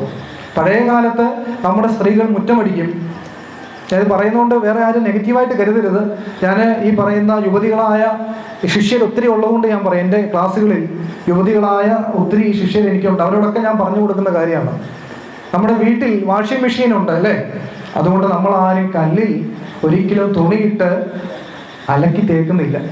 ശരിയല്ല? അമ്മമാർക്കെല്ലാം പ്രായമാർക്കും എല്ലാവർക്കും അറിയാം. അതൊരു പ്രോസസ്സിംഗ് ആണ്. കൃത്യമായിട്ട് വെള്ളം കോരുന്നു കിണറ്റിൽ നിന്ന്, പ്രോസസ്സിംഗ് ആണ്. ഏതൊക്കെ ശരീരഭാഗങ്ങൾ വർക്കൗട്ട് ആവുന്നു നമ്മൾ ശ്രദ്ധിക്കുക. വെള്ളത്തിൽ തുണി മുക്കുന്നു, ഉലയ്ക്കുന്നു, വെയിലത്തിടുന്നു അല്ലേ. പഴയ കാലത്തോ നെല്ല് കുത്തുന്നു, അരി അരയ്ക്കുന്നു, അവിടെ ഇരുന്ന് കല്ലേൽ അരി അരയാണ്. നമ്മുടെ ഏതൊക്കെ ശരീര അവയവങ്ങളാണ് അതിൽ വർക്കൗട്ട് ആവുന്നത് ചിന്തിച്ചു നോക്കൂ. ഇന്ന് എന്തെങ്കിലും സാധിക്കുന്നുണ്ടോ? എൻ്റെ ബന്ധുക്കൾ സഹിതം എനിക്ക് അനുഭവം ഉള്ളതുകൊണ്ടുകൂടി ഞാൻ ഈ പറയുകയാണ്. പഴയ കാലത്ത് മിറ്റങ്ങളുണ്ടായിരുന്നു നമുക്ക്. ആ മിറ്റം രാവിലെ ഒരു അരമണിക്കൂറാണ് മിറ്റം തൂത്തെടുക്കാൻ. ആ കുനിഞ്ഞ് തൂക്കുമ്പോൾ ഇന്റേണലായിട്ടുള്ള ബോഡികളൊക്കെ അതിനകത്ത് വർക്കൗട്ട് ആവുകയാണ് അതിനകത്ത്. ഇനി ഇതൊന്നും വേണ്ട, ജോലിക്ക് പോകുന്നു, കിടക്കുന്നു, അവിടെയുള്ള അമ്മ തന്നെ എല്ലാം ചെയ്തു കൊടുക്കും. വീട്ടിലുള്ള സ്വന്തം അമ്മമാർ തന്നെ പിള്ളേരെ കൊണ്ടൊന്നും ചെയ്യിക്കുകയില്ല. അതിൻ്റെ പ്രശ്നമാണ് ഏറ്റവും കൂടുതൽ മക്കളുണ്ടാകാതെ ഇരിക്കുമ്പോൾ ചികിത്സിക്കുന്ന സ്ഥാപനങ്ങൾ ഇപ്പം മാഫിയായിട്ട് മാറിയിരിക്കുകയാണ്. എല്ലാ ജില്ലയിലും ഇപ്പോൾ ഉണ്ട്. അത് വളരെ പോസിറ്റീവായിട്ട് പറയുന്നതാണ്, ആരും നെഗറ്റീവായിട്ട് എടുക്കരുത്. ഞാൻ എൻ്റെ കുട്ടികളോട്, എൻ്റെ ശിഷ്യരോടൊക്കെ ഞാൻ പറയും, എൻ്റെ കുഞ്ഞുങ്ങളെ, നിങ്ങൾ വീട്ടിൽ ഇതൊക്കെ ഉണ്ടായിക്കൊള്ളട്ടെ, അത് അമ്മയ്ക്ക് വയ്യാതിരിക്കുമ്പോൾ നിങ്ങളില്ലാത്തപ്പോൾ അവരത് ചെയ്തോളും. നിങ്ങളുള്ളപ്പോൾ നിങ്ങളിതെല്ലാം ചെയ്യണം. മിറ്റം തൂക്കണം, മുറി തുടയ്ക്കണം, വെള്ളം കോരണം, അരി അരയ്ക്കണം, ഇല്ലേ നിങ്ങൾ തുണിയെങ്കിലും അലക്കണം കല്ലേലിട്ടെന്ന് ഞാൻ പറയും. അങ്ങനെ ഒരു കാലത്ത് വിവാഹം കഴിഞ്ഞ് കഴിഞ്ഞാൽ ഉടൻ തന്നെ കുഞ്ഞുങ്ങളായി. എത്രയോ വർഷങ്ങൾ കഴിഞ്ഞിട്ടാണ് ഇപ്പോൾ കാത്തിരുന്ന് എത്രയോ വർഷം ശേഷമാണ് കുഞ്ഞുങ്ങൾ ഉണ്ടാകുന്നത് അല്ലേ. നമുക്കെല്ലാം അറിയാവുന്നതാണ്. എനിക്കറിയാം, എൻ്റെ ക്ലാസ്സുകളിലും ഒക്കെ ഞാൻ ഇങ്ങനെ കാണുന്നതുകൊണ്ട് ഞാൻ ഈ പറയുന്നത്. അപ്പം ആ ഒരു പഴയ നിഷ്ഠ നമ്മുടെ ജീവിതത്തിൽ ഇല്ല. അതിൻ്റെതായ പ്രശ്നങ്ങളെല്ലാം നമുക്കുണ്ട്. വീടാണ്, വീട് എപ്പോഴും കൈലാസം പോലെ ആയിരിക്കണം. കൈലാസത്തിന്റെ പ്രത്യേകത നമുക്ക് എല്ലാവർക്കും അറിയാം. ശിവന് പാർവതി, ആ ശിവന്റെ കഴുത്തിലാണെങ്കിൽ സർപ്പത്തിന്റെ വർഗശത്രു മയില്, മുരുകന്റെ വാഹനം, കാളയുടെ ശത്രുവായ സിംഹം, ഇതെല്ലാം പക്ഷേ ആ കൈലാസത്തിൽ ഒരേപോലെ ഓരോ മനസ്സോടുകൂടി നിൽക്കുകയാണ്. നമ്മുടെ വീടും അങ്ങനെയാണ്. പലതരത്തിലുള്ള വ്യക്തിത്വങ്ങളാണ് നമ്മളെല്ലാവരും. പക്ഷെ അവരെല്ലാം നമ്മുടെ വീട് കൈലാസമാകുമ്പോൾ എല്ലാം അവിടുത്തെ അച്ഛനും അമ്മയും ശിവനും പാർവതിയുമായി മാറുകയാണ്. വാക്കും അർത്ഥവും പോലെ വാകർത്താവ് സമ്പ്രക്തോ വാകർത്ത പ്രതിപത്തികെ ജഗതക പിതരോ വന്ദേ പാർവതി പരമേശ്വരോ എന്നാണ്. വാക്കും അർത്ഥവും എങ്ങനെയാണോ ചേർന്നിരിക്കുന്നത്. ഇപ്പൊ ഞാൻ രമേശ് എന്നൊരാളുടെ പേരുണ്ട് എങ്കിൽ രമേശ് എന്ന് വിളിക്കുമ്പോൾ ഒരിക്കലും സുരേഷ് എഴുന്നേക്കില്ല, രമേശ് തന്നെ എഴുന്നേക്കും. കാരണം എന്താ? അയാളുടെ പേരും ആ വ്യക്തിയും ഒന്നായി മാറുന്നു. ശരിയല്ലേ? ഗുരുവായൂരമ്പലത്തിൽ പോകണമെന്ന് പറയുമ്പോൾ നമ്മൾ കൃത്യമായിട്ട് അവിടെ തന്നെ പോകും, അമ്പലപ്പുഴയിൽ പോകില്ല. കാരണം എന്താണ്? ആ പേരും ആ ഇടവും തമ്മിൽ പരസ്പരം ചേർന്നിരിക്കുന്നു. എന്നതുപോലെ നമ്മുടെ വീട്ടിലെ ആ ഗ്രഹനാഥനും ഗ്രഹനാഥയും തമ്മിൽ പരസ്പരം ഒന്നായി മാറണമെന്നാണ് പറയാം. വാക്കും അർത്ഥവും എങ്ങനെയാണോ ഒന്നായിരിക്കുന്നത് എന്നതുപോലെ അവർ ഒരുപോലെ ഇരിക്കണം. അപ്പോൾ മക്കളും ഒന്നായി മാറും. ഒരേ മനസ്സോടുകൂടി അവർ ഒന്നായിട്ട് അവിടെ വർത്തിക്കും. അവർ തമ്മിൽ പരസ്പരം ശണ്ട കൂടി വഴക്ക് പിടിച്ച് എന്നും ബഹളമാണെങ്കിലും ശിവനും പാർവതി ഒരിക്കലും അങ്ങനെ ബഹളം വെച്ചിട്ടില്ല. അവർ പരസ്പരം, അതാണ് അർത്ഥനാരീശ്വരൻ എന്ന് പറയുന്നത്. അവര് ഒന്നാണ്. എന്തുകൊണ്ട് നമുക്ക് അങ്ങനെ ആയിക്കൂടാ? നമ്മുടെ വീട്ടിലെ അച്ഛനും അമ്മയും ഒന്നാണെന്ന് അവർ തന്നെ സ്വയം വിചാരിക്കണം. ആ മക്കളും അതുപോലെ തന്നെ വരും. അവരിത് കണ്ടാണിക്ക് മുമ്പോട്ട് പോവുക. അവർ ചെല്ലുന്ന വീട് അല്ലെ വരുന്ന വീടും കൈലാസം പോലെ ആക്കിയെടുക്കാനായിട്ട് സാധിക്കും. ത്രിസന്ധ്യ സമയത്ത് കിടന്നുറങ്ങുന്ന എത്രയോ പുരുഷന്മാരും സ്ത്രീകളുമുണ്ട് എന്നുള്ളത് നമുക്കറിയാം. ആ സന്ധ്യാസമയത്ത് ഏറ്റവും കൂടുതൽ ഉപാസന നടത്തേണ്ട, സന്ധ്യോപാസന നടത്തേണ്ട സമയമാണ് ഈ സന്ധ്യകൾ. സന്ധ്യ ചേരുന്ന സമയമാണ്. രാത്രിയും പകലും തമ്മിലും മധ്യാഹ്നവും തമ്മിലും രാത്രി വൈകുന്നേരവും ഇതൊക്കെ 3-4 സന്ധ്യകളുണ്ട് നമുക്ക്. അപ്പോൾ പ്രഭാതത്തിലും പ്രഭാതസന്ധ്യയിലും വൈകുന്നേരത്തെ പ്രദോഷ സന്ധ്യയിലുമെങ്കിലും നമ്മൾ ഉപാസിക്കണം. ഉപാസിക്കാന്ന് പറയുമ്പോൾ നിങ്ങൾ വിചാരിക്കേണ്ട താന്ത്രികമായ സാധനം, അങ്ങനെയൊന്നുമല്ല. ഭഗവാന്റെ അടുത്ത് വസിക്കുക എന്നേ ഉള്ളൂ അർത്ഥം. എൻ്റെ കണ്ണ ഞാൻ വിളക്ക് കത്തിക്കുന്നു, അല്ലെ അമ്മേ ഞാൻ വിളക്ക് കത്തിക്കുന്നു, ഞാൻ ഇവിടെ ഇരിക്കുന്നു, ഞാൻ നിന്നെ പ്രകീർത്തിക്കണം. അതാണ് ഉപാസന. അല്ലാതെ ഈ പറയുന്ന വലിയ മാന്ത്രികമായിട്ടുള്ള കർമ്മ അതൊന്നുമല്ല. നമ്മൾ വീട്ടിൽ 2 നേരവും വിളക്ക് കത്തിക്കണം. 2 തിരിയെങ്കിലും അപ്പുറം ഇപ്പുറം ഇടാൻ ശ്രമിക്കുക. ഞാൻ പറഞ്ഞ പോലെ അതിൽ നിന്ന് നാളെ തൊട്ട് ശ്രദ്ധിക്കുക. ഓങ്കാരധ്വനി വരുന്നു എന്ന് വളരെ സൂക്ഷ്മമായിട്ട് നോക്കുക. ഉണ്ട് നാമം ജപിക്കുക. ലളിതാ സഹസ്രനാമം എന്തായാലും എൻ്റെ പ്രിയപ്പെട്ടവരെ നിങ്ങൾ എന്നും ജപിക്കണം. അത് നമ്മളെ സംരക്ഷിക്കുന്ന ഒരു വല്ലാത്ത കവചമായിട്ട് മാറും. തെറ്റിക്കോട്ടെ, ലളിതാ സഹസ്രനാമം ചെല്ലുമ്പോൾ തെറ്റിപ്പോക്കോട്ടെ, ഒരു കുഴപ്പമില്ല. അതുകൊണ്ട് ഒരിക്കലും നിങ്ങൾക്ക് ദോഷം ഉണ്ടാവുകയില്ല. വിഷ്ണു സഹസ്രനാമവും ജപിക്കുന്നത് നല്ലത് തന്നെ. പക്ഷേ ലളിതാ സഹസ്രനാമം നമ്മളെല്ലാവരും എന്നും ജപിക്കണം. ഒരു നേരമെങ്കിലും ജപിക്കുക, സമയമുള്ളപ്പോൾ അങ്ങനെ ജപിക്കുക. ഭഗവാന്റെ നാമങ്ങൾ പ്രകീർത്തിക്കുക. നാമസങ്കീർത്തനം യസ്യ സർവ പാപ പ്രണാശനം എന്നാണ്. എന്തൊക്കെ പാപം നമ്മൾ ഈ ജന്മവും കഴിഞ്ഞ ജന്മവും ചെയ്തിട്ടുണ്ടോ അതെല്ലാം അങ്ങോട്ട് മാറ്റിയിട്ട് നമ്മുടെ ജീവിതത്തെ എന്തൊക്കെ ആഗ്രഹങ്ങളിലേക്ക് നമ്മൾ എത്തിക്കുന്നു അതെല്ലാം ഈ ലളിതാ സഹസ്രനാമം തരും, അല്ലെങ്കിൽ നാമസങ്കീർത്തനം തരും. അതുകൊണ്ട് ഉറക്കെ നാമം ചോദിക്കുക. ചിലർ ചെയ്യുന്ന എന്താണ്? പതുക്കെ പതുക്കെയാണ്. അങ്ങനെയല്ല. ഈ പ്രകൃതിയിലുള്ള എല്ലാ വസ്തുക്കളും അല്ലെങ്കിൽ എല്ലാ ജീവജാലങ്ങളും ഈ നാമം കേൾക്കണമെന്നാണ് പറയുന്നത്. ഉറക്കെ നാമം ജപിക്കണം. അതുകൊണ്ടാണ് സപ്താഹ സമയത്ത് തലേ ദിവസം ഹരേ നമ അത്യുച്ഛതി എന്ന് പറയാറുണ്ട്. അവിടെ ഇരിക്കുന്ന എല്ലാവരെയും കൊണ്ട് ആചാര്യന്മാര് ഹരേ നമ എന്ന് ചൊല്ലിക്കും. കേട്ടിട്ടുണ്ടാവും. മൂലഭാഗവത സപ്താഹങ്ങളിലാണ് ആ ഹരിയുടെ നാമം. ഞാൻ പറഞ്ഞ പോലെ ഹരതി പാപാനി, എല്ലാ പാപങ്ങളും ഇല്ലാതാക്കും നാമം കൊണ്ട്. വേറൊന്നും വേണ്ട. ഈ പറഞ്ഞ പോലെ വലിയ മന്ത്രങ്ങളായ ഇംഗ്ലീന്നൊന്നും നമ്മൾ ജപിക്കണ്ട. എൻ്റെ കണ്ണ, എൻ്റെ കൃഷ്ണ, എൻ്റെ നാരായണ, എൻ്റെ അമ്മേ എന്ന് ജപിച്ചോളൂ. അത് മാത്രം മതി. അങ്ങനെ പ്രാർത്ഥിച്ചാൽ, അങ്ങനെ പ്രകീർത്തിച്ചാൽ ആ അമ്മ, ആ ദേവത, ആ കണ്ണൻ നിങ്ങളുടെ മുമ്പിൽ വരും. എന്താണ് വേണ്ടത് എന്ന് ചോദിച്ചുകൊണ്ട് നിങ്ങൾക്ക് ഒപ്പം ഉണ്ടാവും. എന്തൊക്കെയാണോ ആഗ്രഹിക്കുന്നത് അതൊക്കെ സാധിച്ചു തരും എന്ന് ഞാൻ പറയുകയാണ്. 8 മണി 1 മണിക്കൂറോളം ആയെന്ന് തോന്നുന്നു. അതുകൊണ്ട് ഇനി 1 മണിക്കൂർ കൂടുതൽ പ്രഭാഷണം നടത്തി കഴിഞ്ഞാൽ ശരിയാകില്ല എന്ന പല അനുഭവങ്ങളും തെളിയിക്കുന്നത് കൊണ്ട് ഞാൻ ഈ പറഞ്ഞ അത്രയും കാര്യങ്ങൾ അമ്മയാണ് പറയിപ്പിച്ചത്. അത് അമ്മയുടെ പാദപത്മങ്ങളിൽ നമസ്കരിച്ച് സമർപ്പിക്കുകയാണ്. എന്നെ ഇവിടേക്ക് ക്ഷണിച്ച മഹാത്മാക്കൾക്കും ഞാൻ നന്ദി പറയുന്നു. കായേന വാച മനസ്സേന്ദ്രിയർവ ബുദ്ധ്യാത്മനാവ പ്രകൃതി സ്വഭാവാൻ കരോമി യദ്ദിൽ സകലം പരസ്മൈ ശ്രീ നാരായണായേതി സമർപ്പയാമി, ശ്രീ മഹാദേവേതി സമർപ്പയാമി. എല്ലാവർക്കും സാക്ഷാൽ ഭഗവതിയുടെ അനുഗ്രഹം ഉണ്ടാകട്ടെ. തീർച്ചയായിട്ടും ഈ വരും ദിവസങ്ങളിലെല്ലാം തന്നെ ഇവിടെ വളരെ പ്രഗത്ഭരായിട്ടുള്ള ആൾക്കാർ പ്രഭാഷണത്തിന് വരുന്നുണ്ട്. എല്ലാവരും ഇവിടെ വന്ന പ്രിയപ്പെട്ട ഭക്തർക്കൊപ്പം ഇനി ആരെങ്കിലും വരാനുണ്ട് അവരെയെല്ലാം കൂട്ടിക്കൊണ്ട് വന്ന് രക്ഷാർച്ചനയ്ക്ക് കാണാൻ വരുന്നത് പോലെ തന്നെ ഇവിടെ ഈ പ്രഭാഷണങ്ങൾ ഏറ്റവും നല്ല പ്രഭാഷണം എന്ന് പറഞ്ഞാൽ തന്നെ അറിയാം, പ്രകർഷണയുള്ള ഭാഷണം, ഏറ്റവും നല്ല വാക്കുകളാണ്. എത്രയൊക്കെ കാര്യങ്ങൾ പറഞ്ഞു തരാനുണ്ടാവും അവർക്കെല്ലാവർക്കും. അതെല്ലാം കേട്ടുകൊണ്ട് ഒരു ചെവി കൂടെ കേട്ട് അടുത്ത ചെവി കൂടെ കളയാതെ ശരിക്കും ഉൾക്കൊള്ളണം. ഇപ്പം ഞാൻ നാമം ജപിക്കണമെന്ന് പറഞ്ഞ് ജപിക്കുന്നവരാണെന്ന് എനിക്കറിയാം, എങ്കിലും കൃത്യമായിട്ട് നിഷ്ഠയോടുകൂടി ലളിതാ സഹസ്രനാമം ജപിക്കണം. ഒരു അരമണിക്കൂറെങ്കിലും കുറഞ്ഞത് ജപിക്കണം. നമ്മുടെ മക്കളെ പിടിച്ചിരുത്തി ജപിപ്പിക്കണം. പിന്നീട് അവർ ചെയ്തോളും. നമ്മുടെ മടിയിലിരുത്തി അല്ലെ അടുത്തിരുത്തി, പ്രത്യേകിച്ച് പെൺകുട്ടികളെ ഒക്കെ അടുത്തിരുത്തി ജപിപ്പിച്ച് പഠിപ്പിക്കണം. വീട്ടിലെ അമ്മമാരാണ്, സ്ത്രീകളാണ് അവിടുത്തെ വിളക്കെന്ന് പറയുക അല്ലേ. ഒരു വീട്ടിൽ ചെന്നാൽ നമുക്കറിയാം അവിടെ വിളക്ക് എങ്ങനെയുള്ളതാണ് എന്ന്, അവിടുത്തെ വിളക്ക്. അതുകൊണ്ട് ആ സംസ്കാരത്തിൽ നമ്മൾ നമ്മുടെ കുട്ടികളെ വളർത്തിയെടുക്കണം. അങ്ങനെ ഒരു തലമുറയെ നമുക്ക് കിട്ടണമെങ്കിൽ അവിടുത്തെ അമ്മമാര് ആ കുഞ്ഞുങ്ങളെ, പെൺകുട്ടികളെയൊക്കെ പ്രത്യേകിച്ചും ആ തരത്തിലേക്ക് ഒരു നിഷ്ഠാപൂർണമായ ജീവിതത്തിലേക്ക് കൊണ്ടുവരാൻ സാധിക്കുന്നവരാക്കി തീർക്കണം. മിക്ക വീട്ടിലും അങ്ങനെ ഉണ്ടാകും, എങ്കിലും ഞാൻ ഒന്നുകൂടെ പറഞ്ഞു തന്നേ ഉള്ളൂ. അങ്ങനെ അത് പറയുന്ന കാര്യങ്ങൾ ജീവിതത്തിൽ പ്രാവർത്തികമാക്കുക, കാഴ്ചപ്പാടിൽ മാറ്റങ്ങൾ വരുത്തുക. നമ്മൾ പുതിയ പുതിയ ആൾക്കാരെ കാണുമ്പോൾ അല്ലെങ്കിൽ നമ്മുടെ മനസ്സിൽ ഒരാളെ കാണുമ്പോൾ ഒരിക്കലും നമ്മൾ അവരിങ്ങനെയാണ് അല്ലെങ്കിൽ ഇങ്ങനെ ആയി തീരും അല്ലെ അവരെ ഞാൻ ഗൗനിക്കേണ്ട ഇങ്ങനെയുള്ള ചിന്തകളൊന്നും ഉണ്ടാകാൻ പാടില്ല. സാധാരണ ഒരാളെ കണ്ടു എന്ത് ചിന്തിക്കുന്നു അതിനപ്പുറത്തേക്ക് നമ്മുടെ മനസ്സിൽ അമിതമായി ആരെക്കുറിച്ചും ഒന്നും ചിന്തിക്കാൻ പാടില്ല. എല്ലാം ഭഗവാന്റെ മക്കളാണ്. ജന്മമെടുത്തവരെല്ലാം ഭഗവാന്റെ മക്കളാണ്. കാരണം ഒരു ജന്മം ഉണ്ടാകാൻ ഈ കാലത്ത് എന്തു പാടുണ്ടെന്ന് ഞാൻ സൂചിപ്പിച്ചു കഴിഞ്ഞു. അതുകൊണ്ട് തന്നെ പുണ്യം കൊണ്ടേ ഒരു ജന്മം ഉണ്ടാവുകയുള്ളൂ, പുണ്യം കൊണ്ടേ അമ്മയാവുകയുള്ളൂ അല്ലെ. അപ്പൊ അമ്മമാരെല്ലാം പുണ്യാത്മാക്കളാണ്. മുൻജന്മത്തിൽ മഹാപുണ്യം ചെയ്തവരാണ് അമ്മമാരെല്ലാവരും തന്നെ അല്ലേ.